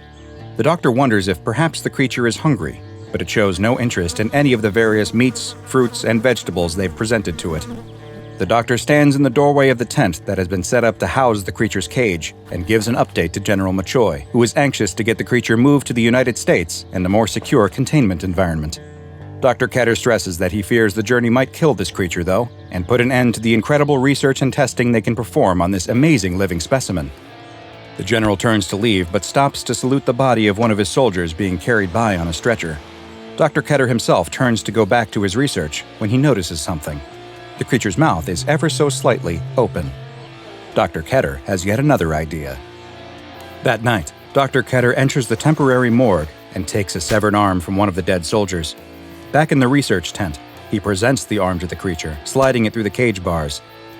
The creature doesn't react, but Dr. Ketter continues to watch and wait. After a time, the creature finally stirs. It's the first time he has seen it move since it was captured. The creature reaches out with its long three-fingered hand and grabs the arm before starting to feed on it.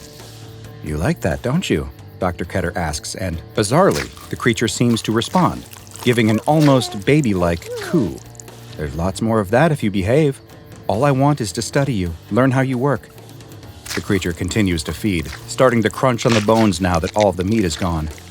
"Yes, I believe you'll be good," the doctor says as he approaches the cage. "You're going to make me world famous.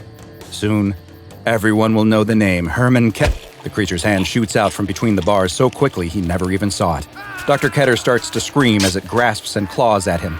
A soldier standing guard outside runs in, but a black point of light immediately appears on his torso, causing him to fold in on himself into the singularity. The creature drops the bloody Dr. Ketter to the floor, who reaches for the emergency strobe light activation button as another singularity opens up inside of the cage.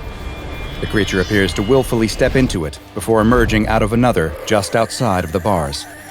More soldiers rush into the tent in time to see the creature feeding on the still-living Dr. Ketter. One presses the button to activate the high-powered strobe lights, which cause the creature to start screaming and thrashing about, trying to escape the flashing lights.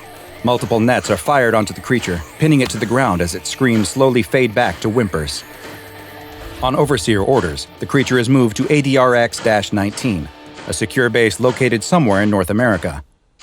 The site's director gives a presentation to a group and explains that thanks to the work of the late Dr. Ketter, they now know that the creature exhibits signs of fear and sickness when in the presence of strobing lights, and that it is unable to produce the microsingularities that it uses for defense and teleportation when it is in this sickened state. When healthy, though, the creature is extremely dangerous thanks to its superhuman speed, strength, and cunning. It was also discovered that it is unable to teleport through lead, which its new containment cell has been lined with, and extreme security procedures have been implemented, including the installation of a reinforced steel blast door and constant patrols of the outside of the cell by armed guards who are equipped with high-powered strobe lights. The site director leaves the room and the overseers discuss the fate of the creature, which has been given the designation number 86243AR-001, though most have taken to calling it simply 001. One of the overseers argues that the creature must be secured and contained in order to protect humanity. Who knows how many more of these might be out there? They now know that the rumors of these types of entities aren't merely isolated events, and that there could be countless more of these anomalies, hundreds, maybe even thousands. The rest of the overseers unanimously agree. One of them picks up the report that was left behind by the site director. Redact this report immediately and start a new document archive. This is only the prototype. I have the feeling there will be many more of these. Hello everyone, DrBob here. I know you're not used to seeing me here at the start of videos, but that's because today we have an extremely pressing matter to attend to, one that cuts to the deepest core of one of the SCP Foundation's deadliest contained anomalies, SCP-096, the Shy Guy.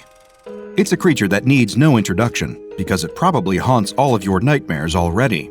Close your eyes and picture it in your mind's eye, that gaunt face with the slack jaw and the lifeless white eyes. The face you hope never to see as long as you live. The pale skin pulled tight against bone, those impossibly long, gangly limbs. It sits there in its airtight containment cube, covering its face and quietly sobbing, always sobbing, as though cursing something beyond even its own understanding. Perhaps, when thinking about SCP-096, you feel a pang of sympathy mixed with the terror. After all, this anomaly is no sadist. Why would a sadist cry as it kills, like SCP-096 does? You're not alone in asking this question. I've spent many a night poring over classified files with an ever-freshening pot of coffee, trying to piece together the answers. SCP-096 is considered one of the most dangerous Euclid-class creatures in containment, and yet, so little about it is known, beyond its capability to do great harm whenever someone is unlucky enough to see its face and send it into its rage state. How did this happen? It's a question for the curious, like you or me, and after months of strenuous research, I believe I may have an answer. Whether you choose to believe it is up to you. Just be warned, when you hear what I believe to be the heartbreaking, tragic origin of this terrifying and pitiful monster, you may never be able to look at him the same way again. Not that looking at him should ever be high on your list of priorities. It begins in a tavern in a small Nepalese village a few miles away from the Chinese border, where Mount Everest, the world's tallest mountain above sea level, waits. Its mere existence is like a challenge to the brave and foolhardy. "Conquer me," it seems to whisper. "Conquer me, and declare yourself above all those I have conquered. Become a god among men." It's always whispering like this, but few, in the grand scheme of things, can actually hear it. And sadly for him, the explorer is among those few. He's sitting in one of the tavern's many cozy nooks, picking away at a plate of mutton curry while sipping from a brass bowl of white chiang, a popular local drink. The explorer, living up to his name, has come a long way to get here. The rest of the village locals in the tavern eye him with a variety of knowing glances. They've seen so many like him before, smug smiles and puffed chests, thinking they'll be able to count themselves among the exalted few who've conquered the mountain to end all mountains. The bodies of many men like this are still frozen to the mountain's surface. One brave local, an older man who can speak English fluently, slides in across the table from the explorer. The old-timer tells him that whatever he thinks he'll find up on the mountain, honor, glory, recognition, he'd be better off searching for it elsewhere. Death awaits on the icy rocks above. The explorer, young, fit, and still feeling mighty smug, replies that death is there for the people who haven't worked hard enough, who haven't prepared. He's scaled other mountains before, all across the globe, from Scotland to Peru. Everest would hold no surprises for him, just a new, compelling challenge. The old man is, as you could probably imagine, unamused by the explorer's hubris. "All confidence and bluster now," he says with his thin, raspy voice. "But what will you say when you're face to face with the king?" The explorer, assuming that this king refers to the mountain itself, smiles and replies, "I'll ask him for his crown." With that, the old man leaves, content that he at least tried to dissuade the explorer from going on this doomed journey. If nothing else, his conscience would be clear now. He had done all that he possibly could. The explorer, not bothered by the grim prophecies of superstitious locals, finishes his curry and chiang and retires to the room he rented upstairs. He's so excited. Tomorrow, it will finally be time. All his months of training will pay off. He will climb to Mount Everest's peak. It would be an achievement to last a whole lifetime, one he would never ever forget, no matter how much he wants to. The next day, the tip of his ice axe cleaves into the mountainside as he grunts, strains, and pulls himself up another few feet. He's about 2,000 meters up, and every additional meter is fighting him. It's the bitterest cold he's ever known, a freeze so deep it makes his incredibly expensive thermal-locking clothes feel like he's wearing wet, one-ply toilet paper. But the pain doesn't matter. The cold doesn't matter. He finds it exhilarating. Of course, just as the old man had warned, death could be waiting for him on this mountain, but the truth is, the explorer has never felt more alive. He winches himself up a few feet more, trying to regulate his breathing as his icy fingers, wrapped in thick gloves, struggle to find purchase on what feels like a sheer cliff face. There are many times when he's supporting his full body weight with only his hands. It often takes the kind of Herculean strength that only a lifetime of training can give you. After all, there's no room for error on Mount Everest. One wrong move, and you're either plummeting to your death or becoming a permanent frozen fixture of the mountainside. And because Everest is so dangerous, nobody comes to collect the bodies of dead mountaineering hopefuls. Their corpses, coated in often colorful winter jackets, litter the mountain. Some look at them as a tragic warning. Other, more morbid mountaineers use them as mile markers for their own more successful ascents. Whether the explorer would be lucky or become just another dead, frozen mile marker is still entirely up to chance. He climbs for a few more hours, pushing past his body's complaints, his physical limitations, until he reaches a well-earned plateau. Here, he establishes a small base camp and eats some of his rations. The area is thankfully guarded enough to keep out the worst of the sub-zero winds, so he can at least get some sleep without freezing to death. Mount Everest cannot be conquered today, and even someone with the explorer's bravado wouldn't dare to try. But as he settles down to sleep for the night, he can't help but look up, and the enormity of what stands before him he finds utterly terrifying. The mountain just keeps going and going and going, stretching up into the misty heavens, like the tip would only be a short jump from the moon. For the first time, the explorer begins to genuinely wonder, will I scale this mountain, or will I die on it? What he never even considers is that there may be a third option that's so much worse. Over the next few days, he keeps climbing further and further. Hundreds, then thousands of meters pass under him as he breaks past even the boundaries biology seemed to set for him. He's impossible to deter, an engine of pure, burning willpower, going because he knows he cannot stop. Because he knows that if he throws in the towel now, it will have all been for nothing.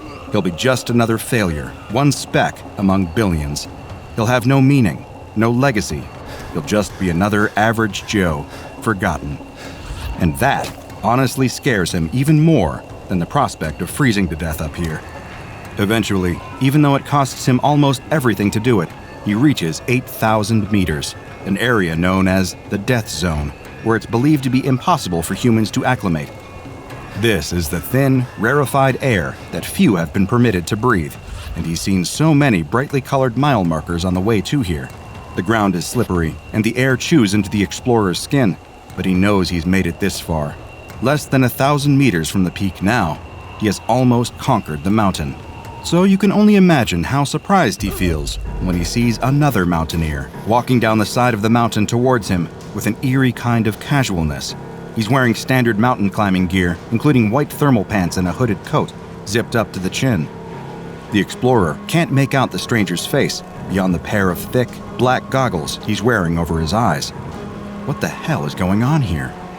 The second the stranger's eyes fall upon him, he feels a frightening sensation. The bite of the cold is gone. The chilling winds can't reach him. Instead, he feels warm, cozy, and content, like he's sitting in front of a warm fire in a well-insulated log cabin. In any other circumstance, these sensations might be welcomed, but a seasoned mountaineer knows that this is actually one of the worst things you can feel. It means that death is creeping in, and your body is opening the front door and welcoming it. And if this stranger is causing that feeling, then one thing is certain. He's bad news. The explorer wants to turn and run, but he finds that he can't. It's almost as though he's frozen in place, entranced by the warm, inviting feeling that the other mountaineer seems to exude as he gets closer and closer. That's when the explorer notices something strange about him. Something is glowing through his goggles, like hot embers, burning a bright, luminous orange. Are those eyes? Dear God, are those his eyes? The explorer can feel their terrible stare, literally feel it. It hurts to be looked at by this monster. Yes, that's what it is. A monster in the shape of a man. Why are you here, mortal? Comes a booming voice from the inhuman mountaineer. Do you wish to challenge me? The explorer can't form words. He's quaking, his body acknowledging the cold that his mind can't, as those two glowing eyes bore into him. Speak, the stranger commands. Who? What are you? The explorer forces out between chattering teeth. The stranger laughs. I am the king of the mountain. Though to the SCP Foundation, he's better known as SCP-1529, and he's the worst possible thing you can run into while trying to scale Mount Everest. The explorer remembers his conversation with the old man in the tavern, the question he asked, "What will you say when you're face to face with the king?" And his own foolish answer, I'll ask him for his crown. Now, really, truly face to face with the king of the mountain, all the poor terrified explorer can do is whimper and beg for mercy. "Please," he says, the tears freezing on his cheeks as they fall. "I just wanted to climb." The king of the mountain gives another booming laugh, his eyes burning. "Then you will climb," he says, "and climb, and climb, and climb." The king of the mountain must have wielded truly unspeakable power to do what he does next. With a simple nod, the explorer is suddenly hanging off the mountainside, his fingers digging into the craggy rocks. The only thing supporting his weight. It was like being back at square one all over again, except with added pain, terror, and cold so deep he can feel his bones rattling. And all the while, he feels those eyes upon him, those burning, fiery eyes, staring with absolute malice. He keeps climbing. Every time he reaches a plateau, a place where he might camp and find even momentary comfort, the king of the mountain is already waiting there, staring that horrible stare. And just like that, the explorer was climbing again, wind whipping against him like 40 lashes from a cat o' nine tails. That, coupled with the endless strain of the climb on his muscles, is the worst agony he's ever felt. And yet, he never dies. Even though he hasn't eaten in days, weeks, months, years, he never, ever dies. He just fulfills the same torturous loop over and over again. It's like the king of the mountain is just keeping him alive for his own amusement, a toy that's impossible to break. But while the explorer never breaks, as time goes on and the torments never cease, he does begin to change, like rock being molded by the tide. First, from the endless stress, his hair falls out. His skin goes pale from the lack of sun. His body becomes thin and wiry from starvation and malnourishment. The endless physical strain even warps his limbs. His arms and legs begin to stretch, his body becoming elongated and grotesque. All the way through this horrific, dehumanizing ordeal, the king of the mountain stares at him. One day, the explorer, now changed, reaches a plateau, and as can be expected, the king of the mountain stares at him with his burning eyes. The explorer cowers and covers his face with his hands, sobbing from exhaustion. He just wants the king of the mountain to look away, to leave him be. He babbles incoherently. He doesn't want to be seen anymore. His pain simply makes the king of the mountain laugh. "I gave you your wish," the mountain king says, his voice oozing with contempt. "You climbed, didn't you? You thought that your climbing would elevate you, make you more than human. But now, you're so much less. Our business concludes here. I'm tired of playing with you." And with that, the king is gone. The explorer is alone, stranded among the snow and the whipping winds of the death zone, but very much alive. He's finally able to go. At long last, after what felt like an eternity, he's escaped. When the explorer arrives in the village again, he's not the explorer at all. It's been years since he went missing on the mountain. The old man who had warned him not to go up onto Mount Everest had passed peacefully in the interim. The other members of his small village would not be afforded the same luxury. Instead, the explorer stumbled back through the village limits, still covering his face.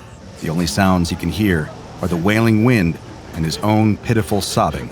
Everything hurts. He's so terribly afraid. He needs somebody to help him. Why will nobody help him? The sun begins to rise, and the village shakes itself awake. People leave their homes to go about their daily tasks. None of them are expecting to see a monster loping through their streets, a pale, gangling monstrosity, stretched and hairless. It engenders a mix of fear and curiosity as it stumbles around, audibly sobbing with a loud, warped voice. It's like nothing any of them have ever seen before, like something out of a myth or a folk tale. But for the monster that was once the explorer, it's so much worse. At first, he thinks that the villagers might be there to help him, but then he sees their eyes, that same intense, burning fire pit orange as the king of the mountain, that same horrible gaze that the explorer thought he'd escaped when he'd left the mountain, the gaze that meant pain, torment, and madness. Even when he tries to cover his face, when he wails at them to go away in words that make sense to no one but him, he can still feel those terrible eyes on him. Is he still on the mountain? Is he still at the mercy of the Mountain King? Are these all just illusions or projections, another awful trick? What did he ever do to deserve this kind of torment? Was the crime of wanting to climb a damn mountain worth this kind of everlasting suffering? Did it earn him the gaze of all these monstrous eyes?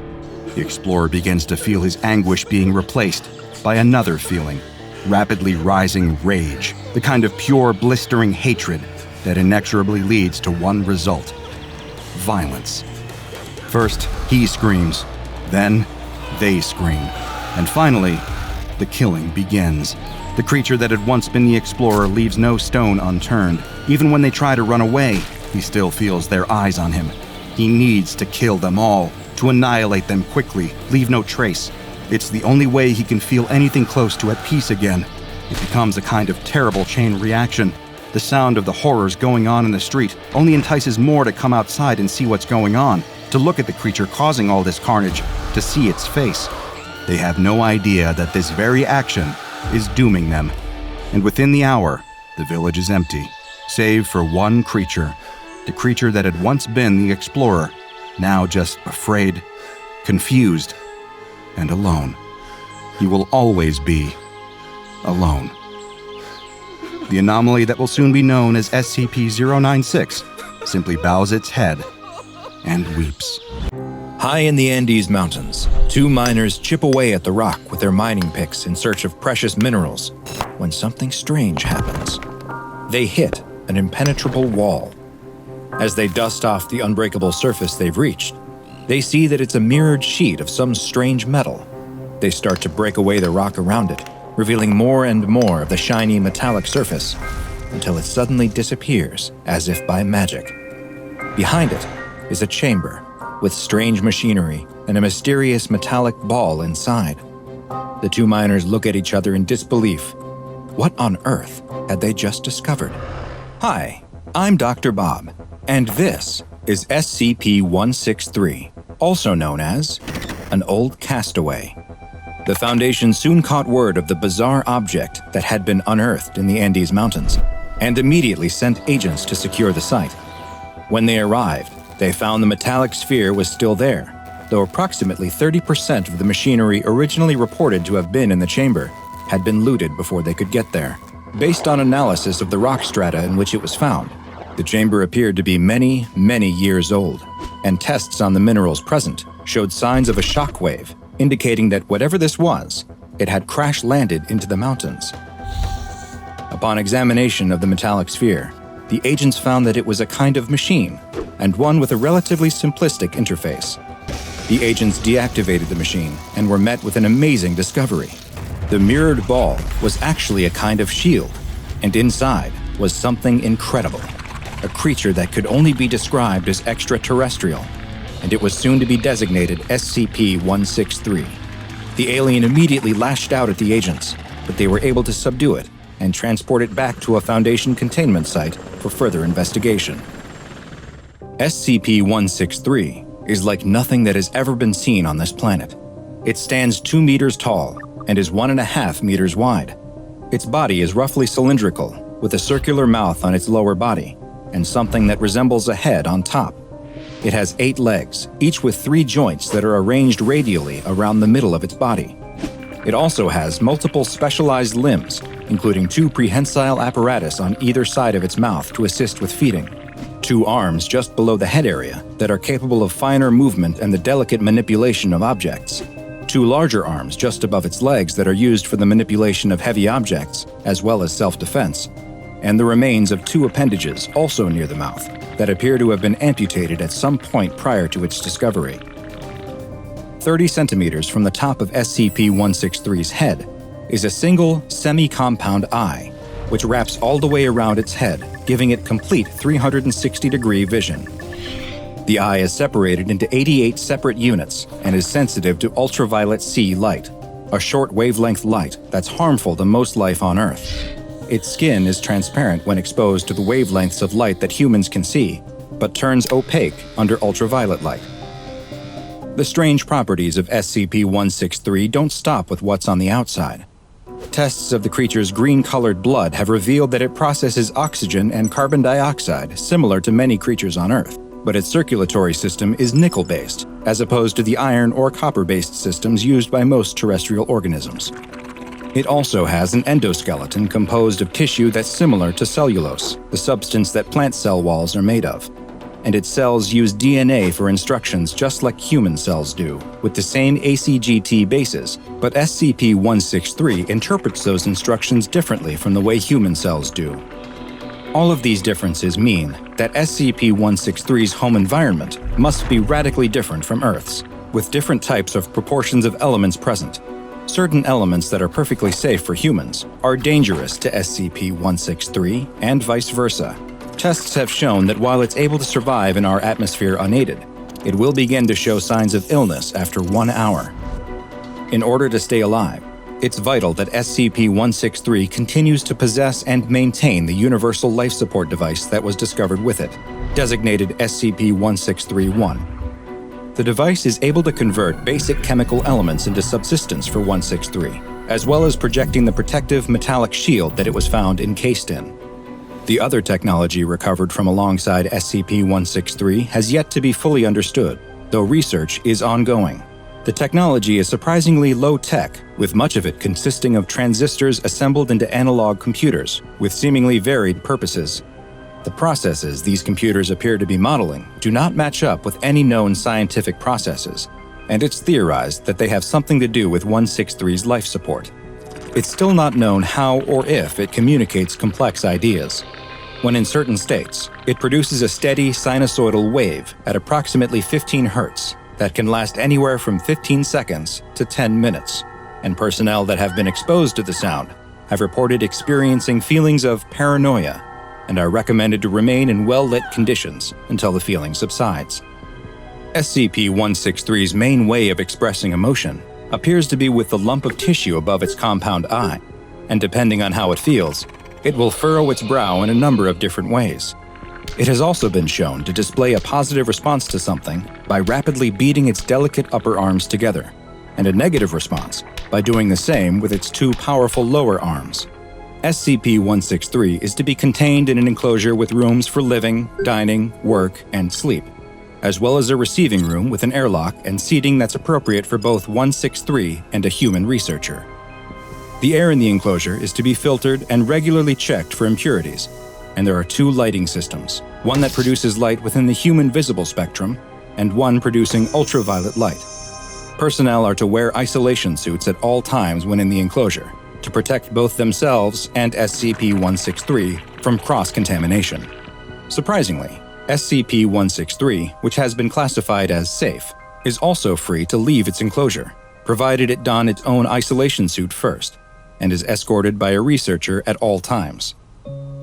A number of experiments have been performed in an attempt to communicate with SCP-163, as well as determine its level of intelligence. In one test, a number of cards with images printed on them that depicted various human expressions and emotions were shown to 163. It did not appear to recognize any of them, but it did hold the 18th image shown up over the presiding researcher's faceplate.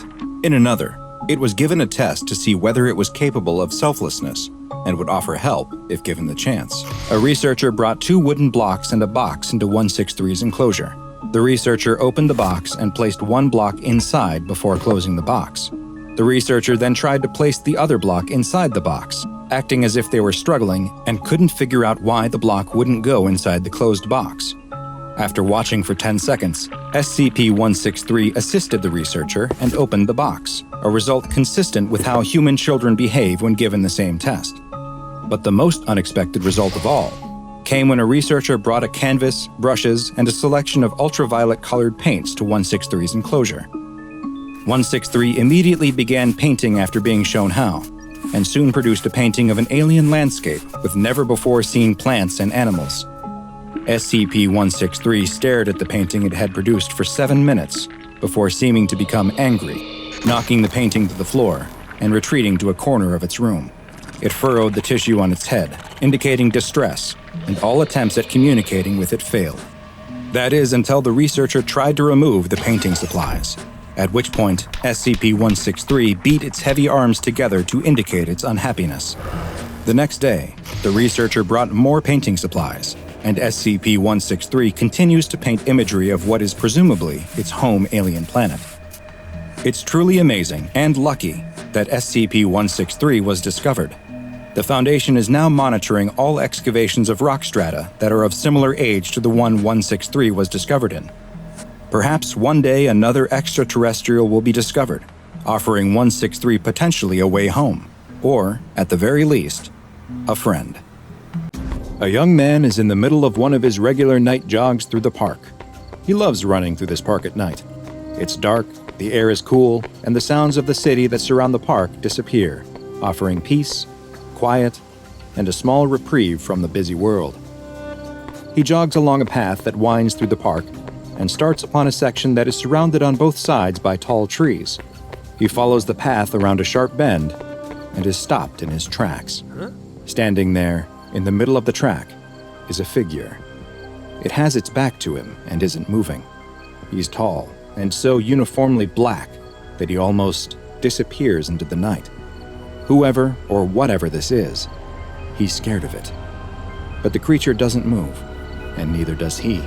He's frozen, unsure of what to do, when the creature suddenly turns his head towards him, revealing a pair of bright, glowing eyes. The runner is so terrified he can't even scream. He falls and crawls backwards in the dirt, trying to get away from the creature. The creature turns its body towards him and begins stepping forward. The runner scrambles to his feet and runs. He's sprinting as hard and as fast as he can, adrenaline pumping, heart pounding, trying to put as much distance as he can between himself and that thing. His muscles burn, his lungs ache, but he can't stop. Finally, he's back at his house. He bursts through the door, locking and bolting it behind him. His girlfriend is reading on the couch and doesn't understand what's going on. After struggling to catch his breath, he tries to explain what he saw on the path, but his girlfriend just laughs. A giant man with glowing eyes? He was just seeing things in the dark. It was probably a dog, nothing that would justify the panic he was now in. The next day, he's left wondering if he really was mistaken. Those piercing, glowing eyes are burned into his mind, though. Maybe his girlfriend was right, and it really was just a dog. Yes, that must be it. His mind was just playing tricks on him in the dark. Even so, he's going to stick to running inside, at least for a little while. But he soon finds that he's having a hard time. He notices that he's running out of breath much quicker than normal. Is he coming down with something?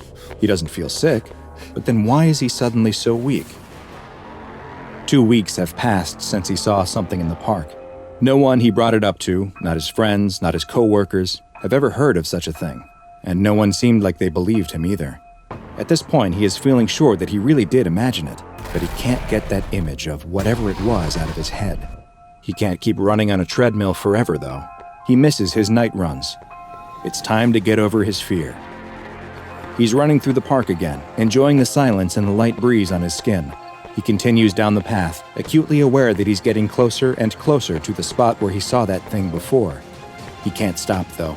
He has to prove to everyone that he's not afraid. He has to prove it to himself. He reaches the part of the path that runs through the tall trees. Just like before, the sounds of the city melt away, the only sound coming from his steady, heavy breathing. He follows the winding path and feels his heart starting to race, but he has to keep going. He rounds the same corner and nothing is there. He slows to a stop. Of course nothing is here. Nothing ever was. He really did imagine it. Or did he? Buongiorno. Today's file comes from the Italian branch of the SCP Foundation, SCP-015-IT, also known as The Boogeyman. SCP-015-IT is a humanoid entity that stands just under 2 meters tall. Its body is devoid of any hair, and its dark, black skin absorbs 98% of all light, making it virtually invisible in low light. Its head lacks a nose or ears, but these missing features are hardly noticed, because if you see 015-IT, its eyes are what demand all of your attention. While the Boogeyman's skin is completely black, its eyes contain light-producing organs on the irises, causing them to glow in the dark, like a deep-sea predator. Its mouth contains 8 pointed teeth on both the upper and lower jaws, and a long 28-centimeter forked tongue. The 2 tips of its tongue each have a hollow needle-like organ that leads straight into its esophagus. More on what it does with that specialized biological feature soon.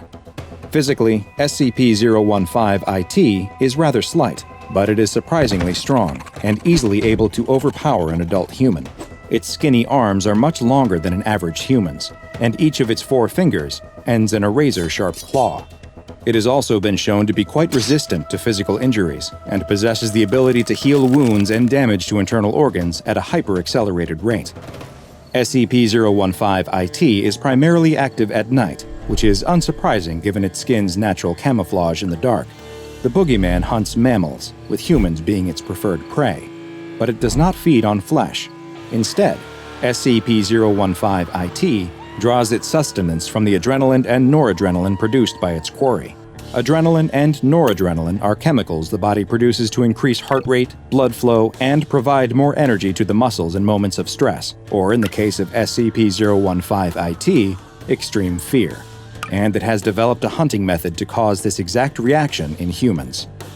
015-IT will usually hide in dark spots, trying to keep out of sight as much as possible as it stalks its next victim. If it has been able to remain unseen, it will wait for a moment when its prey has become distracted so it can silently approach them. Once close enough, it will leap towards its unaware victim, grab them, and quickly bite them on the side of the torso, near where the adrenal gland is located. It uses its large teeth to anchor its mouth in place, as it uses the needles on its forked tongue to probe into their body.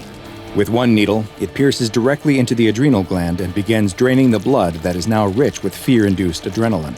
At the exact same time, the other needle releases a mild sedative, allowing 015-IT to feed and then depart without risk as the victim remains immobile. Another anomalous effect occurs when someone is unlucky enough to actually see the Boogeyman. Roughly 2 weeks after observing the creature, the person who saw it will begin experiencing various detrimental mental effects, including hallucinations and panic attacks. Some will also begin to experience physical issues, most often damage to the cardiovascular system. It is unknown why exactly these mental and physical effects occur, but it is theorized that SCP-015-IT may use it as a way to weaken certain prey that it considers too strong or potentially dangerous. In 2011, the Boogeyman was actually contained, but not by the SCP Foundation. The Brotherhood of St. George's Knights is a secret order in the Catholic Church that was created by the Pope in the year 453 to either contain or eliminate all anomalies, and it was this group that first captured SCP-015-IT, which they designated as Dia 212, in line with their own classification system. While it was in their containment, they made a number of discoveries about the creature that they labeled as a shadow demon. First, they found that while it feeds on the fear of its victims by ingesting their blood, it doesn't actually require this to survive. Dia 212, as they call it, is an unstable entity, and feeding allows it to maintain its physical shape in our reality. In addition to its impressive physical strength, the Boogeyman is also quite intelligent, as seen by its ability to successfully hunt, attack, and escape from humans. Strangely, it also appears to be resistant to weapons which have been blessed, causing only a fraction of the physical damage that they should when compared to a similar, non-holy version. During the course of research into the creature, Father Ilardi, a member of the Brotherhood of St. George's Knights, wrote that despite the creature being repugnant beyond every limit, he believed that it had a gentle soul, and that its screams are similar to a pained cry. He postulated that SCP-015-IT may have even once been a human before some dark force transformed it into the monster that it had become. He decided that it was his mission to find a way to communicate with the creature, and one day bring it back into the light and love of his god. Father Ilardi was making good progress with the creature, and it seemed like it was even growing fond of him and his disciples. But his advances were halted when they were attacked by a group of soldiers from the Fascist Council of the Occult, a terrorist group that seeks to use anomalies as weapons in their quest to disrupt the social order. In the attack, several of the Brotherhood were killed, and in the commotion, SCP-015-IT escaped. Following this, reports soon began to come from the province of Caserta that described what sounded like vampire attacks. A mobile task force was sent to the area, and while 015-IT was initially able to make use of its various physical abilities to evade and escape capture, it was eventually shot with a transmitter that allowed it to be tracked. The Italian mobile task force was able to surround the creature, but fearing being contained again, it responded with a level of violence that it had not been thought capable of. Several members of the task force were killed in the line of duty before the Boogeyman could finally be subdued.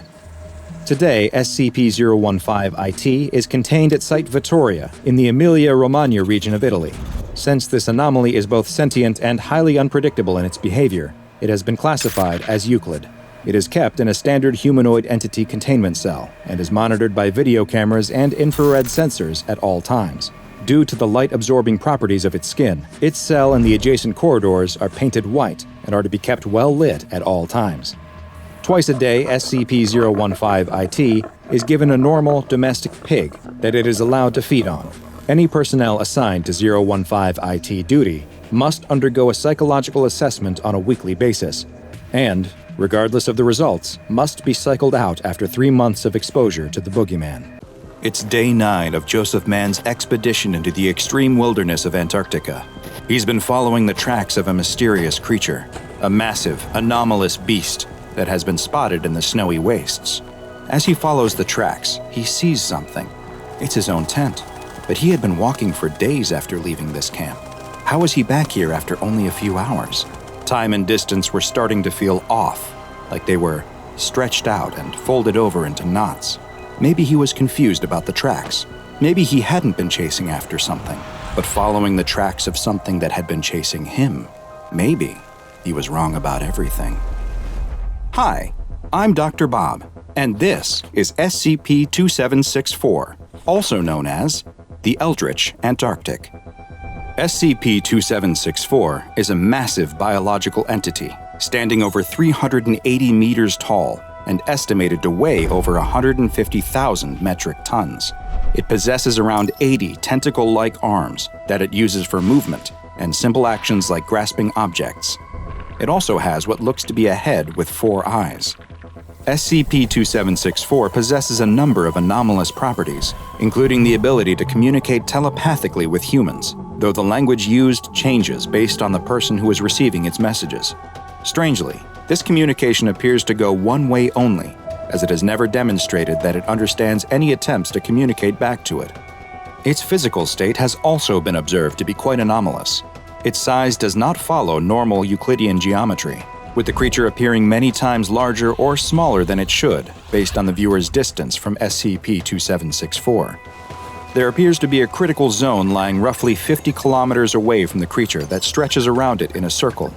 As you move away from the creature and approach this line, SCP-2764 actually appears to grow larger until the critical zone is passed, at which point it begins to shrink as you move farther and farther away.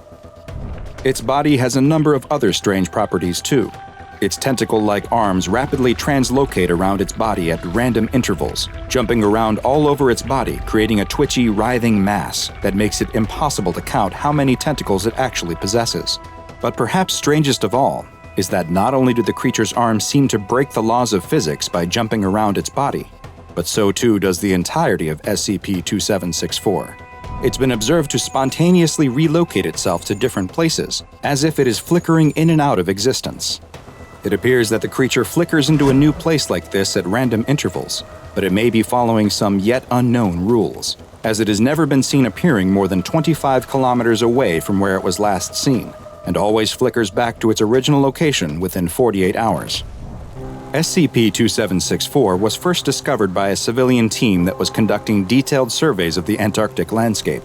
The team observed the creature and were immediately alarmed by its strange properties, especially its bizarre geometric qualities. They returned to their home base and described what they had seen to a colleague, who was actually an SCP Foundation researcher in charge of investigating anomalous activity in Antarctica. This researcher sent word back to his superiors, who activated Mobile Task Force Eta-5, also known as the Jaeger Bombers. Eta-5 administered amnestics to the survey team and any other exposed civilians before setting up a perimeter around SCP-2764. What they would eventually learn was that the perimeter they established was far too close. In his investigation logs, MTF Eta-5 Commander Joseph Mann noted that he immediately experienced strange anomalous effects, such as how the creature seemed to shrink the closer he got to it, and the strange voices in his head. His curiosity soon got the better of him, and he decided to do some of his own research into the entity before the rest of the SCP Foundation scientists and guards arrived to take over the investigation. Mann gathered a couple volunteers who were also curious about the nature of the anomaly and set out on an expedition to gather more information. Just as they had experienced before, the more they walked towards the creature, the more it appeared to shrink in size. They also made note of strange prints in the snow. At first, they looked to be human prints, but then seemed to change into something that looked as if a squid had pulled itself onto the land and was dragging itself through the snow. After several days, the whole team was hearing voices. They also realized they had left their tissue analyzer back at a previous camp and would have to backtrack to retrieve it. As they moved away from the creature, they expected it to now increase in size, but it didn't. It stayed the same. Either something had changed about the anomaly, or SCP-2764 was moving towards them. After recovering the tissue analyzer, they continued on towards the creature again. Commander Mann began to understand the voices he was hearing and could even make out certain words like snow and back. Their perception of time was affected too. Hours seemed to stretch out or pass by in the blink of an eye. The voice he was hearing started to become more direct, and the message was clear: turn back. Mann was compelled to press on, though, even with the extremes of the Antarctic cold beginning to weigh on him. But then, SCP-2764 suddenly vanished, flickering out of existence, and the team was left with no choice but to follow the strange tentacle-like tracks in the snow, hoping they would lead to the creature. The tracks led them back to their old tent, the same one they had left the tissue analyzer at before, which should have been impossible based on the time and distance they had walked. Just then, Commander Mann realized that he had been wrong. They were the ones who had been pursued. They hadn't been following the tracks forward, but backwards to where they had been. Even worse, he realized that his team had disappeared. He was completely alone. Commander Mann continued to trudge through the snow, walking without direction, when he spotted SCP-2764 again. It was circling him, trying to maintain its distance, but he raced towards the creature and sliced off a piece of its flesh for analysis. Something strange happened when he placed it in the analyzer, though. The machine displayed a 0, which was the reading for human tissue. This strange result required further analysis from the Foundation researchers who should now have arrived to take over the investigation, so Mann began to make his way back in the direction of home. He spotted what looked to be members of his team off in the distance, and assumed that they must be on a mission to rescue him. Try as he might, though, the spatial anomalies prevented him from ever getting closer. It felt like it would take him an entire day just to walk a few feet. He assumed it must be the same for his rescuers as he watched them off in the distance, seeming to never get closer. At one point, he could even see as they stopped and turned back, appearing to return to an old campsite. He couldn't understand what they were doing, but then they disappeared entirely, only to reappear much closer to him.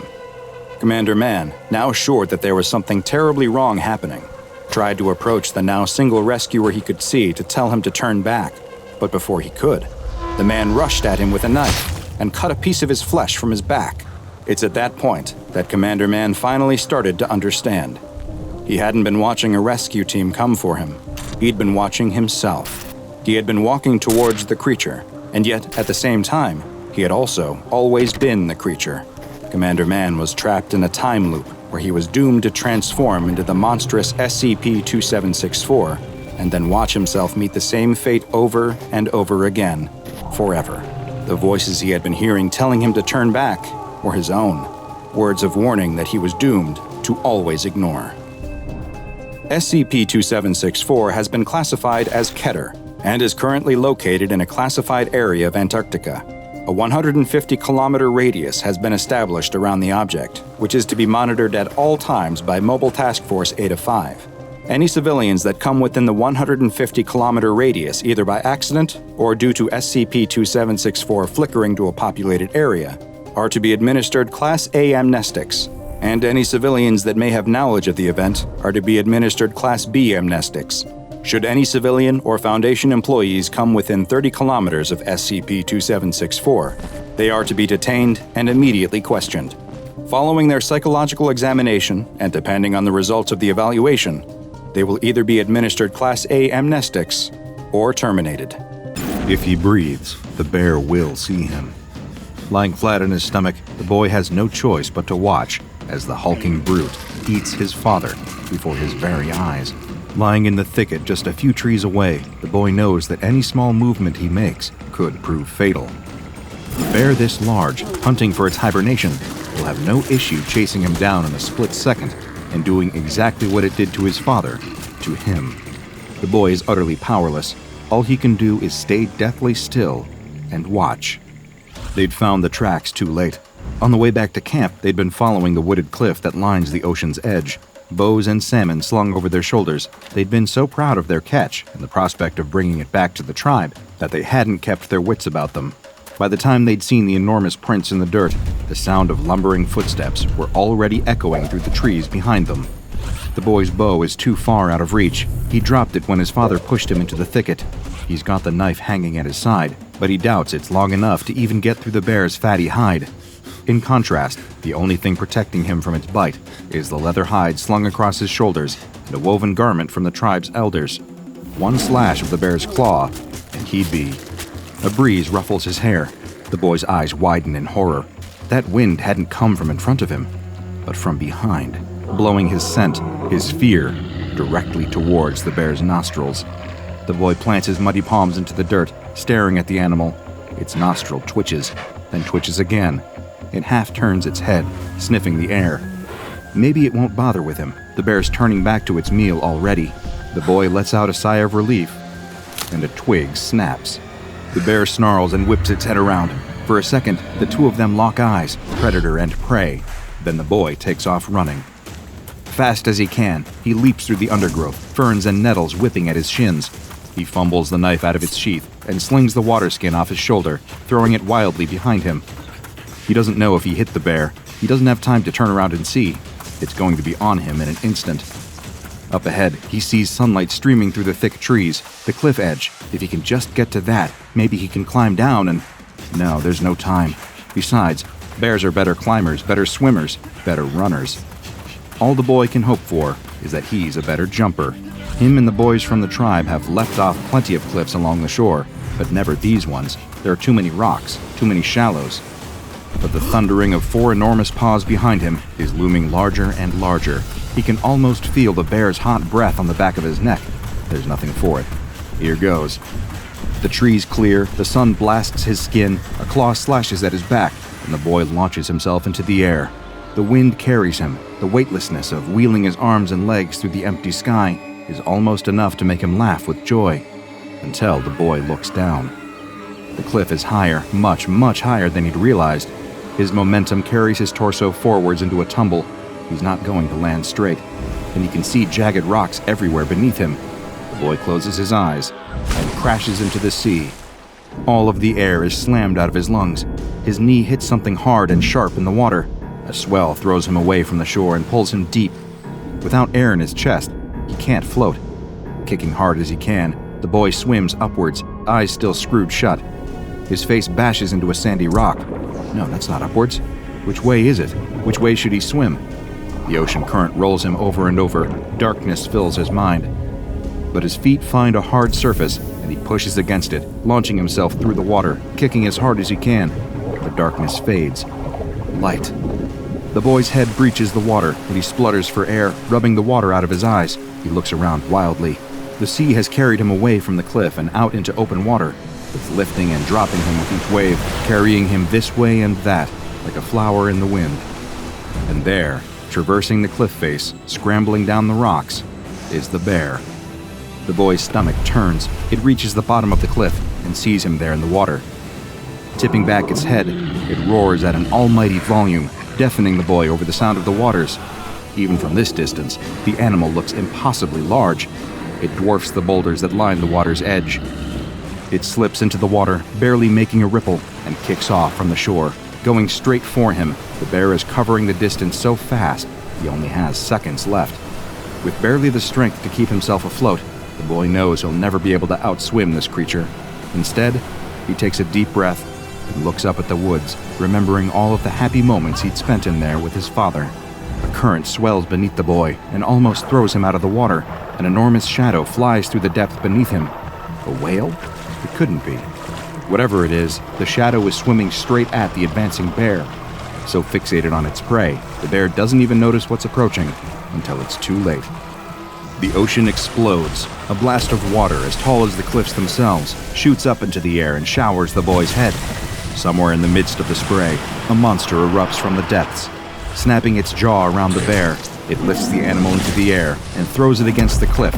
The impact is so strong that a small landslide follows the bear's rolling body as it tumbles back towards the water. But the boy has eyes only for the monster emerging from the sea. Crawling up the rocks with one gnarled foot after another, the boy can hardly make sense of what he's looking at. It seems to have some kind of scaly hide, harder than the rocks surrounding it. A wave crashes against the monster as it leers over the bear and sinks its teeth into the animal's hide. Unable to look away, the boy kicks out and starts swimming away up the coast. Only once he's a long way around the bay does he dare to clamber out and back onto land. That night, once the rest of the tribe have gone to sleep, the boy can't help but lie wide awake in his tent. Without his father here, it's not the same. Quietly rolling up the hide doorway, the boy slips out into the night. They're camped by a small cave with beautiful smooth walls inside. They say it's the cave of their ancestors, the place where all life started. The fire in the cave has to always burn. Fortunately for him, the cave is empty. The boy stares up at the wall in wonder. Finger drawings of animals, hunters, mothers, shamans, gods, and forests fill almost every part of it. Only one space remains in the corner, a finger painting of the rocky cliffs with the swelling sea beneath. Dipping his finger into the paint, the boy sits by the wall and starts to paint. A terrible monster crawling out of the sea, with a scaly hide stronger than any rock. That's it. You know that from just some finger painting. The archaeologist turns to the group of researchers surrounding him in the cave. UV lights are set up all along the walls, with the blue and violet shapes revealed all across the stonework. The archaeologist can't help but empathize with the spiritualism of their long-forgotten ancestors who'd lived in these caves thousands of years ago. The professor was the one who asked the question, a cold woman standing well over 6 feet tall with a crop of fiery ginger hair. To him, she seems less of a scientist and more of a military leader. But what does he know? "Walk with me," she says and leads him out of the cave. Personnel fills the surrounding area. Most of them are armed. Cranes lift huge sheets of reinforced lead plating into place. Several mysterious vats line the edge of the forest, each adorned with more warning and hazard signs than you'd see in a nuclear power station. The two of them have to pause for a moment as 3 tanks roll past them. The archaeologist breaks the silence.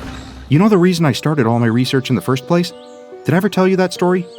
Every early civilization in the world, whether it's ancient China, Mesopotamia, South America, Northern Europe, all these cultures, you take a look at their mythology and what do you find?"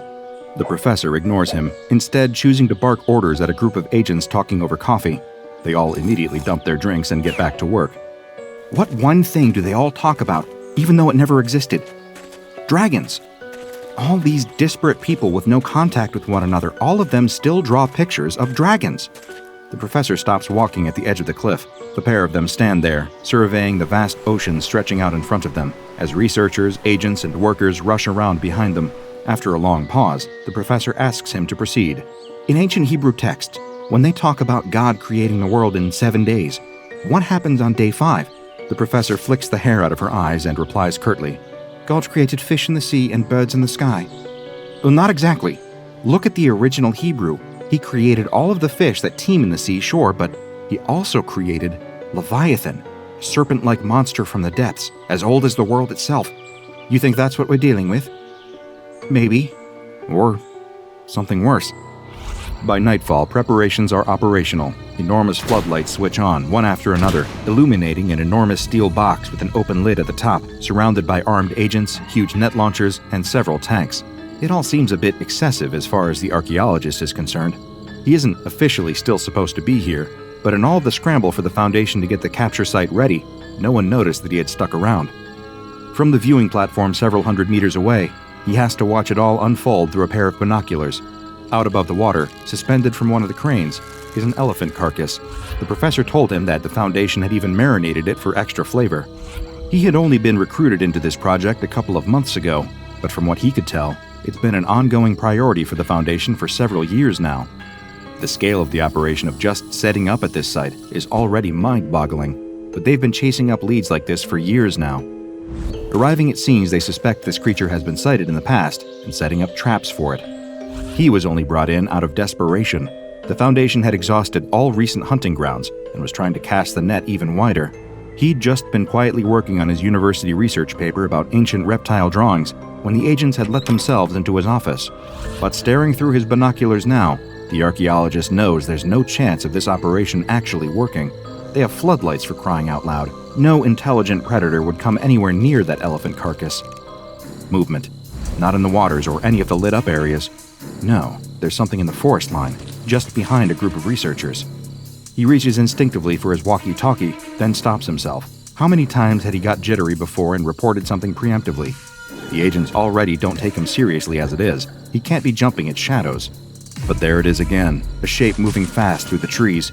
He scans the binoculars this way and that, trying to find it. Just a group of researchers there, some agents there, supply crates, researchers, agents. Wait, weren't there more of them a second ago? He looks closer. Someone's gone missing. He clicks on the radio. South Lookout Team, report in. Nothing. South Lookout Team? A sickening feeling settles in his stomach. With all those bright lights everywhere, they're casting a lot of dark shadows. He has to do something fast. Running down from the lookout point, the archaeologist takes off running through the trees to the site. He holds his radio up to his mouth as he goes, trying to get anyone to respond. But it's hopeless. The thicket cracks and crunches under his feet as he tries to make his way through the dark woods, ignoring the feeling that crawls up his neck of being watched. A boulder blocks his way. The archaeologist grabs onto it with both hands and hauls himself on top of it, stopping for a moment to catch his breath. From up here, he can see the floodlit capture site. The tanks and cranes still sit rumbling, ready to go at a moment's notice, but he can't see any ground crew anymore. He switches the radio to the open channel and calls out for anyone to respond. The professor's voice crackles back at him.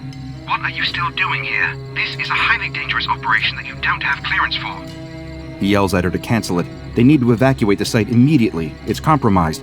She laughs derisively and cuts off the channel. No, she has to believe him. People are dying, and more of them will if she doesn't. The archaeologist whispers to himself in the darkness. It's no monster. It's just an innocent creature. You're playing with a power you don't understand. It's strange. For a moment, he swears he almost hears a voice whispering something back to him in the woods. But when he looks around, he's all on his own. He has to keep moving. The creature could be anywhere. Hopping off the jagged boulder, the archaeologist takes off running through the forest once more, looking over his shoulder every few steps. The light must be playing tricks on him. In the darkness, he can't see the boulder he was standing on a moment ago anywhere. He bursts out of the tree line and into the clearing right next to the steel box. A ramp leads up to the top of it, with a large trap door suspended over the open lid.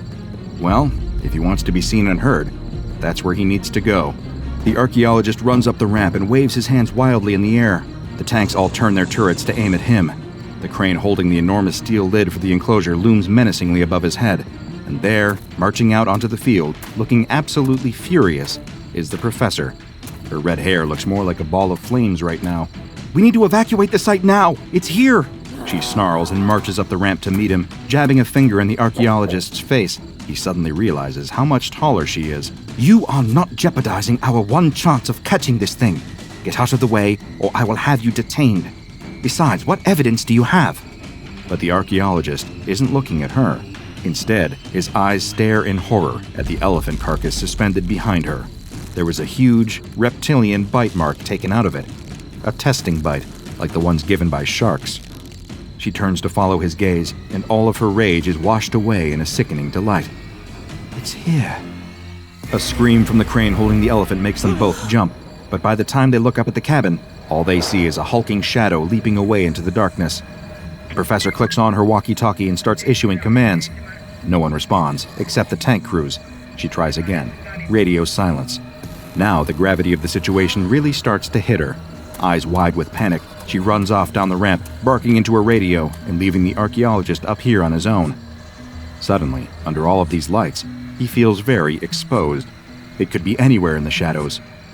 Footsteps, heavy, planted footsteps tremor through the ground, and out of the woods walks the creature. Several meters long, fat from all of its hunting, the beast that would soon be known as SCP-682 slinks into view. It looks up at him, standing there on the trap door over a metal box, and looks like it's almost ready to laugh at how easy this will be. Boom! The tank blast hits the creature square in the torso, knocking it sideways. Boom! Boom! Boom! The 3 tanks open fire one after the other, laying round after round into the colossal reptile, kicking more and more dust into the air. Before long, there's a crater in the ground so large that it looks almost like an asteroid hit it. Smoke and dust fill the air. The archaeologist's eyes fill with tears. That majestic creature, roaming the earth long before mankind ever did, exterminated just like that. Cowards. That's what people really are. Cowards. But as the dust clears, a groaning sound echoes around the clearing. The archaeologist shields his eyes and peers into the crater as best he can, but there's nothing there. Boom! He wheels around and almost falls backwards in shock. The SCP has snuck through the haze and leapt onto one of the tanks. It bites and tears at the armored bodywork, doing all it can to destroy it. In a panic, 2 of the tanks point toward one another and fire, destroying themselves in the process. The creature rounds on the remaining tank and bites down hard on the barrel. The tank fires, the round going straight down the monster's throat and exploding inside its gut. The backdraft from the blast shoots back through the tank, and a puff of smoke trails out of the hatch at the top. And suddenly, once again, the clearing is quiet. Turning back to the archaeologist, SCP-682 slinks towards him, smoke still curling up out of his leering teeth. With heavy, thunking steps, it climbs the ramp towards him, stopping just short of the trap door. The 2 of them stare each other in the eye, predator and prey. Neither move for a moment. Then it opens its mouth. The archaeologist closes his eyes. Do you know that you disgusting creatures deserve this? He opens them. Did the monster just speak? What do they hope to accomplish by attacking me? He gulps hard. That whisper he heard in the woods, the rock he'd been standing on. They're scientists. Scientists always try to learn more things, understand the world better. We think you can't be killed, so they're testing their hypothesis. The creature growls. The stench of rotten flesh fills the archaeologist's nose. It takes a step towards him, then another. The archaeologist runs. He'll leap off the other end of the platform. It's a big jump, but he could make it. The predator's breath is on the back of his neck. He jumps just as the trapdoor gives way. With an enormous thud, the SCP falls into the steel enclosure. Before it has a chance to move, the crane unhitches the steel lid, and it crashes down into place, sealing the monster inside. The archaeologist lands in the dirt and rolls onto his back to see the professor, wild-eyed and cheering, up in the crane's cabin. He lies there on his back, panting and staring up at the stars. A clunking sound echoes through the clearing, and the gurgle of a liquid flowing through pipes. He sits up, adrenaline still pumping through him. The professor has plugged a pipe into the metal enclosure and is running gallons and gallons of liquid into it. He follows the tube with his eyes, all the way to the enormous hazardous vats on the edge of the clearing. Hydrochloric acid. His eyes widen in horror. The professor laughs at him. Come on, cheer up. We're just scientists, that's what you said. Just testing a hypothesis. It is November of 1966 in Point Pleasant, West Virginia. It's a crisp, clear night, the kind of natural beauty only autumn in Appalachia can bring. The lush green mountainsides have gone fiery as the season changed from summer to fall, vivid oranges, reds, and yellows flooding the landscape and turning the hills into a sunset. Now, in the dim light of the moon, the colors are muted but still glorious, dancing in a silvery blue glow.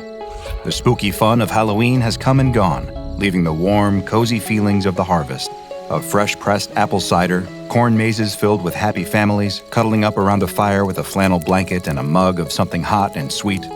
Some people think Christmas is the most romantic time of the year, or Valentine's Day, or spring, when the wildflowers bloom and the breeze carries their perfume through the town. But to at least one happy couple, this is the most romantic thing they could possibly imagine. They're a young man and a young woman, driving down the winding country road. They're so in love, and they feel like the only two people in the entire world. At this moment, life is good. They're driving just to drive, to crank up the radio and enjoy being alone together. But after a long stretch of road with nothing much in sight, they decide to drive a little bit further away from town, over toward an area nicknamed the TNT area, for its former life as a World War II munitions plant site. Now, of course, it's just mostly wildlife out there, but it'll look beautiful at night, and it should be completely private. As the car winds around a curve in the road, the woman thinks she sees something out of the corner of her eye, and her heart skips a beat, taking her back to long-forgotten childhood fears. As a little kid, she always used to get nervous driving at night, imagining a monster running alongside the car as it went, trying to catch her. She used to picture long, pale limbs and big eyes, something loping along on all fours, dipping in and out of sight between the moonlight and the shadows. She would have nightmares about what the creature might do if it ever caught up to the car, if it ever reached through the window and pulled her out into the darkness. But of course, that was just a flight of fancy, the sort of thing a bored child's mind cooks up on a long drive. Imagining monsters where there are just dead tree branches or nocturnal animals. But now, seeing motion in the forest out the window, she feels that same breathless terror she felt as a little girl. She doesn't even realize she's squeezing her boyfriend's hand too tight until he pulls it away with a wince. "Easy, before you crush me." He laughs, but there's worry in his eyes. "You okay?" She nods, shaking off the feeling. "Sure, I'm fine." She privately chides herself for being so silly, for letting her own imagination get the better of her. She's lived in Point Pleasant all her life. She's no stranger to wildlife. Animals come out at night sometimes. It's just as much their world to live in as it is hers, she reminds herself. She's just starting to settle in, to let herself relax, when she sees it again. A fluttering motion, like great big dark wings, flapping at the edge of the area illuminated by the headlights. Something about it, the way it moves, the way it shimmers in the light, that seems to shine right through it like black mist. It feels deeply wrong. Like the old stories her grandfather used to tell her about the things you see in the mountains late at night, things you never want to come close to. He'd once told her about a mountain lion with the face of a woman, or a deer he watched stand up on its hind legs. She'd never seen anything quite like that, but the feeling he described, the deep sense of the unnatural, the way her mind and body recoil instinctively from this sight, feels the same. "Did you see that?" she asks, her throat so tight that her voice comes out in a whisper. Her boyfriend shakes his head. "See what? There deer out there? You know, a deer completely wrecked my last car, ran right into me. He was fine, got up and walked off like nothing happened. Me, on the other hand, no, it wasn't a deer." She shakes her head. "Never mind, it's silly." But the little break in her voice makes him pause. He turns the wheel, pulling the car over by the side of the road, and parks there. "Hey, look at me. What's got you so shaken up?" He puts a hand on her shoulder, giving it a comforting squeeze. I thought I saw something," she sighs, feeling absurd as she says it out loud. "Well, you probably did. All kinds of animals out here. But it's fine, they're more scared of us than we are of them," he reassures her. She shakes her head, frowning. "No, I know that. It wasn't an animal, I think. I couldn't quite see it, but I got this awful feeling. All the hairs on the back of my neck stood up. Whatever I got a glimpse of, I can't explain it. I just feel like there was something wrong, like it wasn't supposed to be here." She rests her face in her hands, struggling to find the words. He rubs her back, unsure what else to do, what else to say. They sit like that for a long while, before she finally sits back up. "Want to go home?" he asks. She nods weakly. "I'm sorry, I know you wanted to go driving more, it's a new car." He cuts her off. "I want to do what you want to do. Come on, let's go by the diner and get a couple burgers, see if they've got any cherry pie left. Sound good?" She nods. "Sounds great." The young man is just about to put the car back in drive when there is a sudden fluttering motion, something moving through the headlight's beam. This time, they both see it, and they can only watch wide-eyed as it settles to a stop directly in front of their car. There, the size of a grown man with a 10-foot wingspan, is something unlike anything they have ever seen before. It's massive, dark gray, its face shielded from view by the limited light, with one notable exception. Boring into them are a pair of glowing red eyes, wide and piercing. Then, with a flap of its wings, as quickly as it appeared, the strange thing is gone again. The couple sit in complete silence for a long time before they turn to look at each other. They don't speak, but their expressions both say the same thing. "You saw that too, right?" Still too shocked to speak, the young man cranks the engine with trembling hands, and the two speed off back down the deserted road toward town. They have to get back. They have to call the police and tell them... What? That they saw a monster, a flying man with glowing eyes? Will anyone even believe them? Suddenly, the young woman's voice breaks through the tense quiet in the car. "Behind us!" she cries out. The man glances in the rearview mirror and sees what he would assume were red headlights, if he didn't already recognize them. Sure enough, the massive thing is flying behind their car, following them along the road. The car takes a turn, and so does the creature. The car speeds up, and it flaps its wings to catch up to them. It doesn't do anything else, doesn't try to grab them or break the back windshield, it just follows them, watching with an expression that he could almost call curiosity. Then, after 5 tense miles, it just disappears again, and they're alone. Truly alone. That chill on the back of their necks is gone, and they know that wherever that creature came from, it's gone back there, at least for now. When they make it back to town, they pull into the police station and rush inside. They can hardly get their words out as they try to tell the officer on duty what exactly they saw. He's skeptical, of course. 2 scared kids seeing things that aren't there, he assumes. But they insist again and again that they know what they saw. He humors them, listens to their story, and suggests that it was some sort of large wild bird. Animals' eyes reflect light, he reminds them, and everything looks worse at night, especially when someone is already all worked up. Realizing they won't be believed, the couple head home and get ready for bed. But they don't sleep. They can't. All they can think about is that massive figure landing right in front of their car and staring directly at them. Its unbelievable wingspan, its speed, the strange interest it had shown in following them home until it disappeared without a trace. What did it want? Will it ever come back? As they lie in bed, staring up at the ceiling and replaying the events of the night again and again in their minds, they wonder if they'll ever get the answers to those questions. One thing is for certain, though. They'll never forget those eyes as long as they live. Contrary to what the police officer thought about their story, this pair of young lovers were not the only ones to see the strange, winged creature around Point Pleasant. Over the next month, others reported seeing similar things, and soon, eyewitness accounts were pouring in on a regular basis. A pair of volunteer firemen saw it while on duty, describing a massive bird with bright red eyes. A police officer reported seeing an unusually large bird-like animal with eyes that reflected the glow from his flashlight. A group of gravediggers doing their work looked up from their shovels to see something large, dark, and winged fly through the sky overhead, temporarily blotting out the moon. It soared overhead and landed in a far-off tree. All over town, people reported sightings of the creature, and the story grew and grew. The sheriff tried to calm the townspeople down, positing that it was just a sandhill crane, a large bird with a 7-foot wingspan and reddish coloring around its eyes. But the reports kept coming in, and they only got more bizarre. Some said it could fly over 100 miles per hour. Others said it could appear and disappear at will. A man in Salem, West Virginia blamed the creature for strange patterns appearing on the screen of his television set, and for strange noises he heard outside of his home at night. Then came the strange being's most infamous appearance. Eyewitnesses saw it, a massive, shadowy winged figure, on the night of December 15th, flying over the Silver Bridge, a suspension bridge over the Ohio River. Soon after this sighting, the bridge collapsed, and 46 people lost their lives. Though a fracture in the suspension chain was the culprit, people whispered around town that this mysterious creature was somehow responsible. If not responsible, then the monster was at least connected. It had to be. How could it be a coincidence? This mysterious apparition grew to be known as the Mothman, or simply Mothman. But to the SCP Foundation, it had a different name, SCP-2901, and according to their findings, there wasn't just one Mothman, but an entire species. SCP-2901 refers to a species of carnivorous scavenger creatures that, thus far, have demonstrated limited intelligence. They stand at an average height of 1.7 meters and generally appear to have an ellipsoidal shape, with 2 large red eyes covered in photophoric tissue.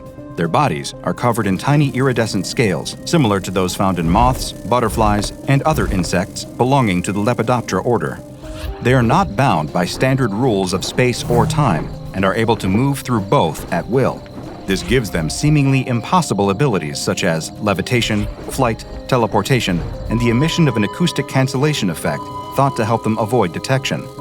In spite of these talents, they are still impervious to some ordinary forces, such as standard firearms. Due to their unique abilities making them especially elusive, these creatures have proven difficult to contain using conventional methods. Not only that, but it has become increasingly difficult over time to keep the general public from discussing the possibility of their existence. The first appearance of SCP-2901 on record occurred in West Virginia in 1967, shortly before the catastrophic collapse of the Silver Bridge. Since then, SCP-2901 instances have gone out of their way to avoid humans, keeping to themselves as much as possible and vanishing from sight when approached.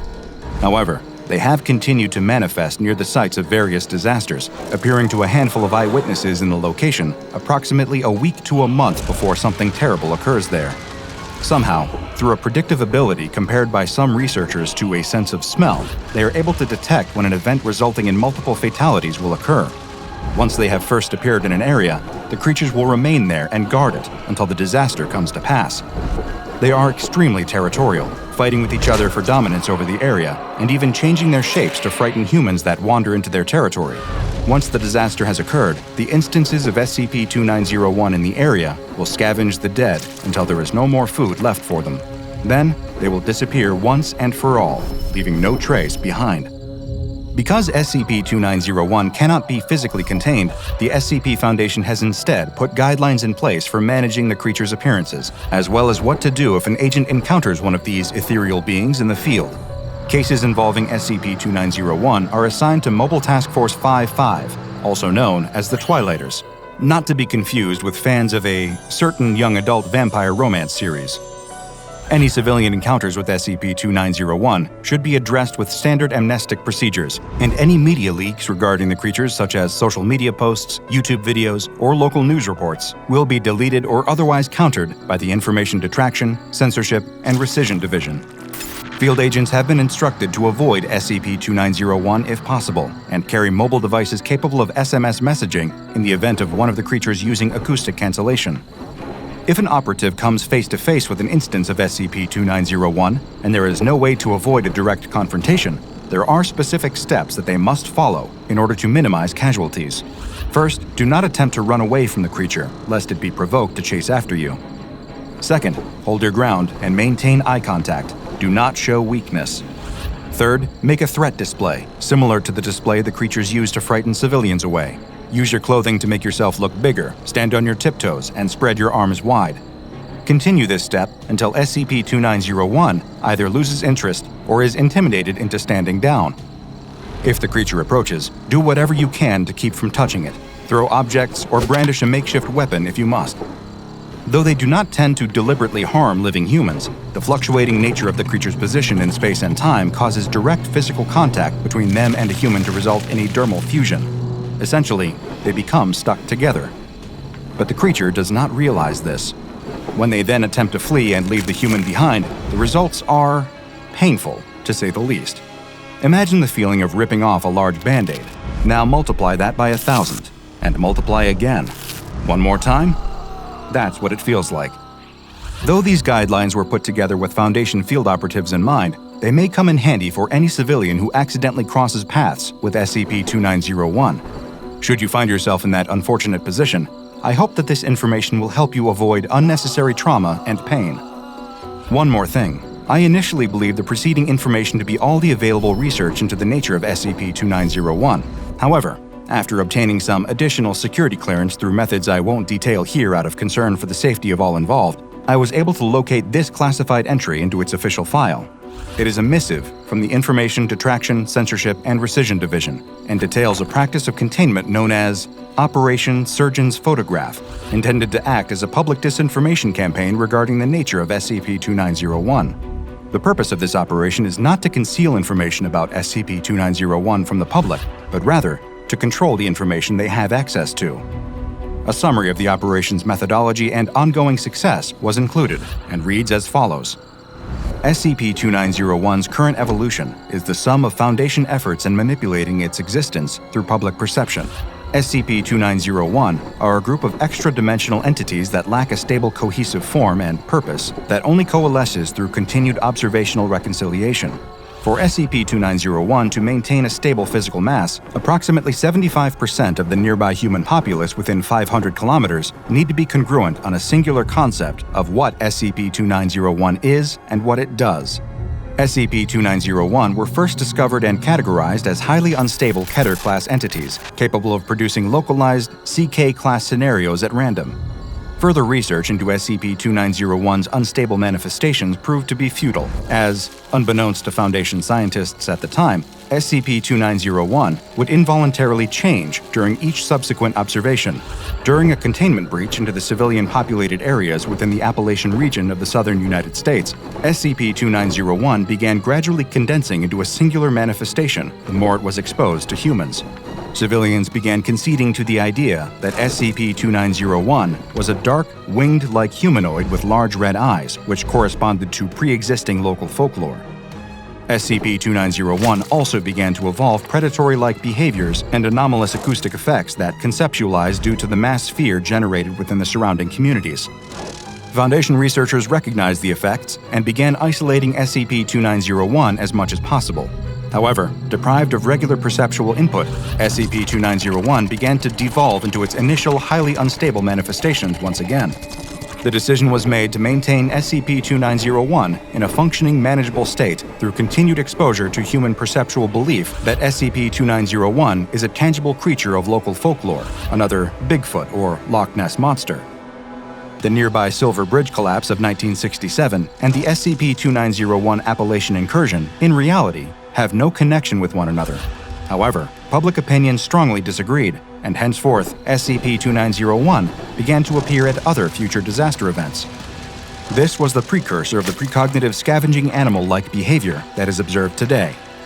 Efforts are to continue gradually introducing notions developed by the Foundation as to further SCP-2901's evolution into a more docile and manageable concept.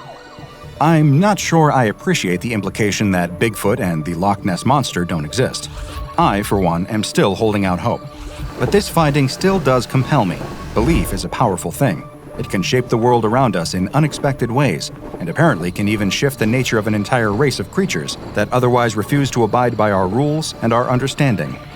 Who knows what these beings will look like, how they will behave a few years down the line.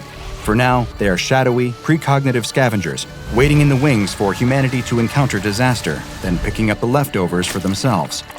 They may not mean us any harm, but the sight of them can and should still strike terror into the heart. If you're ever out on your own and you spot a wide pair of glowing red eyes in the darkness, hear the rustle of leaves, of something floating through the trees like a cloud of black mist, you should probably leave that place immediately. You won't want to be there for what's coming next, because whether it takes a day or a month, SCP-2901 only goes where it knows it will be fed. Something dark and impossibly huge moves beneath the surface of the water. A woman in a kayak paddles across the surface of a lake, following behind a few other kayakers. She starts to fall behind and paddles faster to keep up. For some reason, she's growing noticeably more and more anxious as she paddles. She keeps glancing down at the water, eyes wide, sweat beading on her forehead. We can't see what she sees, but something down there is terrifying her. She paddles faster, faster, faster, and doesn't see the rock up ahead. She hits it, her kayak tipping over, dumping her into the water. She splashes frantically, trying to tip the kayak back over and climb to safety. But just as she's about to grab hold of the edge of the boat, something unseen yanks her down into the water, out of sight. As the other kayakers turn around to see where she went, they see the capsized kayak and bright red blood blooming across the water. The young woman sits back in her chair, pushing her sunglasses up onto her head to get a better look at the book she's leafing through. She takes a long, deep breath, relishing the smell of salt and seaweed, coconut-scented sunscreen, and sun-baked sand. She stretches her legs, feeling the sand between her toes, almost too warm to be comfortable, but not quite. It's a perfect day at the beach, warm but breezy, bustling but not too crowded. It's the best way to kick off summer break after the exhausting grind of exams. She glances up from her book and watches with an amused smile as her best friend trudges his way out into the water, wearing the unwieldy water shoes she always gently mocks him for. They slosh with every step, so loud she can almost hear them over the rush of the tide. But he doesn't care about what he looks like. He only cares about what knowledge the sea has to offer. He's an ecology major with plans to become a marine biologist and uncover the mysteries of the deep, so it's a given that he's taking the first opportunity to poke around in the water. As an English literature major herself, the young woman will stick to the dry, sunny beach chair, the book, and an ice-cold lemonade. Even though the two are opposites in many ways, they've always gotten along, ever since they first met during freshman orientation. He teaches her about sharks, she teaches him about postmodernist fiction, and they both broaden their horizons. It works. Why question it too much? She got a bit lost in the reminiscence, watching her friend in his natural element, but the heat is starting to get to her, and she could use a little refreshment. She reaches for her drink, taking a sip, and glances back out at the water. Wait, where'd he go? He was right there. But all of a sudden, she can't spot him anymore. She's getting ready to call out his name when she sees a hand break the surface of the water, followed by another hand, both splashing wildly. Her best friend emerges, paddling, gasping for air. Her stomach drops with the sudden realization that something is terribly wrong. He starts to scream, but the sound is swallowed when he's pulled back under the water once more. She calls out for help, signals the lifeguard, but by the time help reaches him, her friend is gone. Not dead, not a body floating on the waves, just vanished. The only thing left of him is a dark bloom of blood, visible even from the shore. All at once, the picture-perfect day at the beach is cut short by tragedy, and the young woman falls to her knees in despair, barely even feeling a thing as the tide rushes in around her. In the days that follow, she can't fathom doing any of her original summer vacation plans. The two of them were supposed to be enjoying the break together, but instead, he's gone, and she doesn't even have a body for the funeral. She can't stop replaying the moment over and over in her mind. One moment, he was absolutely fine, enjoying a swim and looking for different wildlife, and the next, he was drowning, screaming. What could have been responsible for a sudden disappearance like that? At first, she assumed it must have been a shark attack, in spite of all her friends' efforts to persuade her that sharks were nothing to be afraid of. "There's no such thing as shark-infested waters," he often repeated. "We infest the waters. They just live there." Even so, she couldn't come up with a better explanation than a shark. But when she brought up the idea to the lifeguard on duty, he insisted that it couldn't have been a shark. There hadn't been any spotted in the area, not during the day and that close to shore. Besides, and he put this as delicately as he possibly could, if a shark had gotten a hold of her friend, there would have been some pieces to find. With no body, no answers, and no closure, she spends her days clearing out his room in the campus apartment they shared. Going through his things, sorting out what to send back to his family, what to donate, what to keep. It helps her feel close to him, even though he's gone. And if she's being completely honest with herself, part of her is still clinging to the hope that she might find some sort of explanation here. She boxes up the remainders of his books and is just about to leave for the day when she spots one that she missed. It doesn't look like any of his textbooks or the nonfiction he was so fond of reading in his free time. It's an old, worn, leather-bound volume, tucked under the bed like a secret. She sets the box down and reaches under the bed for the book. Its spine is unmarked, no title to be found. Her curiosity piqued now more than ever. She cracks it open. The room fills with the scent of mildew and dust. The book smells as old as it looks. The title page has been ripped out, but as she begins to peruse its contents, she sees descriptions of ancient sea monsters, of unfathomable horrors of the deepest ocean.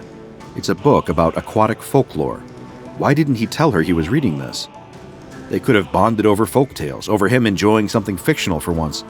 She considers tossing the book in the box with the rest, but instead, she slips it into her bag, feeling closer to her lost friend than she has since some unknown force took him from her. That night, as she's preparing for bed in her own room, trying not to think about the uncanny silence of the newly vacant room across the hall, she cracks open the old book again. She thumbs through the pages, skimming the accounts of leviathans and krakens, taking in the intricate illustrations of sea-dwelling beasts. She turns the page and freezes, eyes locked on the illustration there. Something is different about this one, though she can't put it into words. Its face, its enormous, monstrous shape, it makes her feel cold, sweaty, and seasick. Her hands tremble, scarcely able to maintain their grip on the book. None of the other creatures illustrated here have made her feel like this, like she's truly locking eyes with a deadly predator. She slams the book shut, and the feeling of dread ebbs away. It's just a book. It's just a drawing. It can't do anything to her. Besides, it isn't as if it's real. That night, she tosses and turns, her mind tormented by visions of deep, dark water crushing her with its pressure, of gasping for breath, and swimming for a surface she can't quite reach. All the while, she feels something swimming just below, rising up from the ocean floor. In her dream, she wants to turn and look, but she can't bring herself to do it. She knows what she'll see, opening its mouth to swallow her whole. When she wakes the next morning, her heart is still racing, and her sheets are soaked with sweat. She takes a moment to remind herself that it was only a dream, that she is safe and sound in her bedroom on dry land. She peels herself out of bed and walks down the hall to the bathroom to take a shower. But when she turns the knob and water begins to gush from the shower head, her stomach turns. The idea of getting into the shower starts her heart pounding again, adrenaline coursing through her veins and begging her to flee. She turns the shower off, and the anxiety abates. No shower today, then? That's fine. It's just a bit of the previous night's dreams lingering. As the day goes on, it'll pass, and she'll feel like herself again. But all day, the feeling persists. She walks by the public pool and shudders at the sight of children playing in the water. She crosses the street to avoid a sprinkler spraying someone's lawn. She jumps over a puddle with the intensity of someone avoiding stepping on a landmine. She's never felt like this before. Grief can take a lot of unusual shapes. Could this be another one of them? She ducks into a nearby coffee shop and settles at a table with her laptop. Her fingers hover over the keyboard, and she wills herself to look up coping mechanisms for grief and unusual anxiety. But her instincts kick in, and she types something else entirely. Unexplained disappearances in water. She scrolls through stories about tragic drownings, cars sinking into swamps, and murder victims dumped in lakes. Then, a headline catches her eye. Local man vanished in swimming pool, families say. She clicks the link and finds a story that feels eerily familiar. A family was enjoying a day at the pool when one of the children pushed his father into the pool as a joke. He seemed to panic upon entering the water, thrashing violently, before disappearing entirely. Though the water was clear, they couldn't see him anymore. He never resurfaced. A wave of nausea washes over her as she realizes that this has happened before. How many times? She continues her search, reading about similar disappearances in lakes, hot tubs, and even one man who vanished in a charity dunk tank. Several of the reports describe the missing persons as developing an unusual fear of water prior to their disappearances. Sometimes there is blood left behind. Sometimes there's no trace at all. But with every story, the result is the same. Someone is inexplicably pulled under the water, and they are never seen again. But why? She searches for a common thread between the stories, something that could link them together. Is it possible it's all just random? But then, she spots something, a throwaway line in the first article. The missing man was a cryptid enthusiast, particularly obsessed with the Loch Ness Monster and other aquatic creatures. Another was a writer, researching for a monster movie set on a fishing boat. Another was the president of her high school folklore club. It hits her like a bolt of lightning. Of course, all these people were led to their horrible fates through the research they were doing. And when did she begin feeling this state of dread? When she'd looked into that terrible, nightmarish book she'd found at her friend's home. The same book that's now sitting in a drawer in her desk. Her thoughts race with all the horrible possibilities. Could it be some form of psychosis she's dealing with? Or something even more terrifying? An honest-to-God curse of some kind? A supernatural affliction that put her in the crosshairs of some terrible underwater beast? She grabs the book out of her desk, wondering if maybe taking another look at the thing that started all this could dispel her fear. There had to be some kind of rational explanation, but she can't bring herself to turn the page. Just the thought of looking at that monster again makes her head feel light and causes her skin to break out in a cold sweat. Suddenly, she feels parched. If she doesn't get some cold water to drink, she might pass out. With no time to waste, she runs for her ensuite bathroom, grabbing a clean glass from one of her cabinets and filling it with nice, cold water. But as she lifts the glass up to her mouth, she feels another injection of that impossible, icy dread. Is that something moving in the bottom of the glass? Almost involuntarily, her grip loosens, and the glass of water falls to the floor, shattering. She screams and vaults away, not startled by the flying pieces of shattered glass, but genuinely terrified by the puddle that's now on the floor. She feels an inescapable sense that death is lurking in a small puddle rapidly sinking into her dorm room carpet. That moment clinches it. She needs to find some way to solve this, or she'll inevitably go down one of two paths. On the first path, she'd turn into a reclusive, paranoid wreck, forever fearing the dark fate that may or may not come. On the second, she'd be just like her friend, a red smear on the surface of some unknown body of water. Her research rabbit hole becomes an all-consuming obsession. She stops going to classes altogether, building a spider wall of newspaper clippings and printed-off articles on her wall. There are so many disappearances and inexplicable events around water she believes may be related to this aquatic horror. It takes weeks of research to find something she can actually use. Another survivor, one just like her, who'd encountered the creature and used his smarts to survive. After a few emails and calls, proving that she wasn't just some tourist fascinated by madness, the other survivor agrees to meeting at his house in Nebraska, the only triple landlocked state in the U.S. She drives several hours to reach the home of the other survivor. When he meets her at the door, she's a little taken aback by his appearance. He's a young man, but he's got the chapped, weathered skin of someone much older. His hair is burnt and stringy, his lips glistening with dead skin. He's clearly cultivated a kind of dryness that most humans would consider unhealthy. When she enters the survivor's home, she's immediately greeted by the hum of multiple dehumidifiers going off at once, giving the air a stifling, desert-like feel.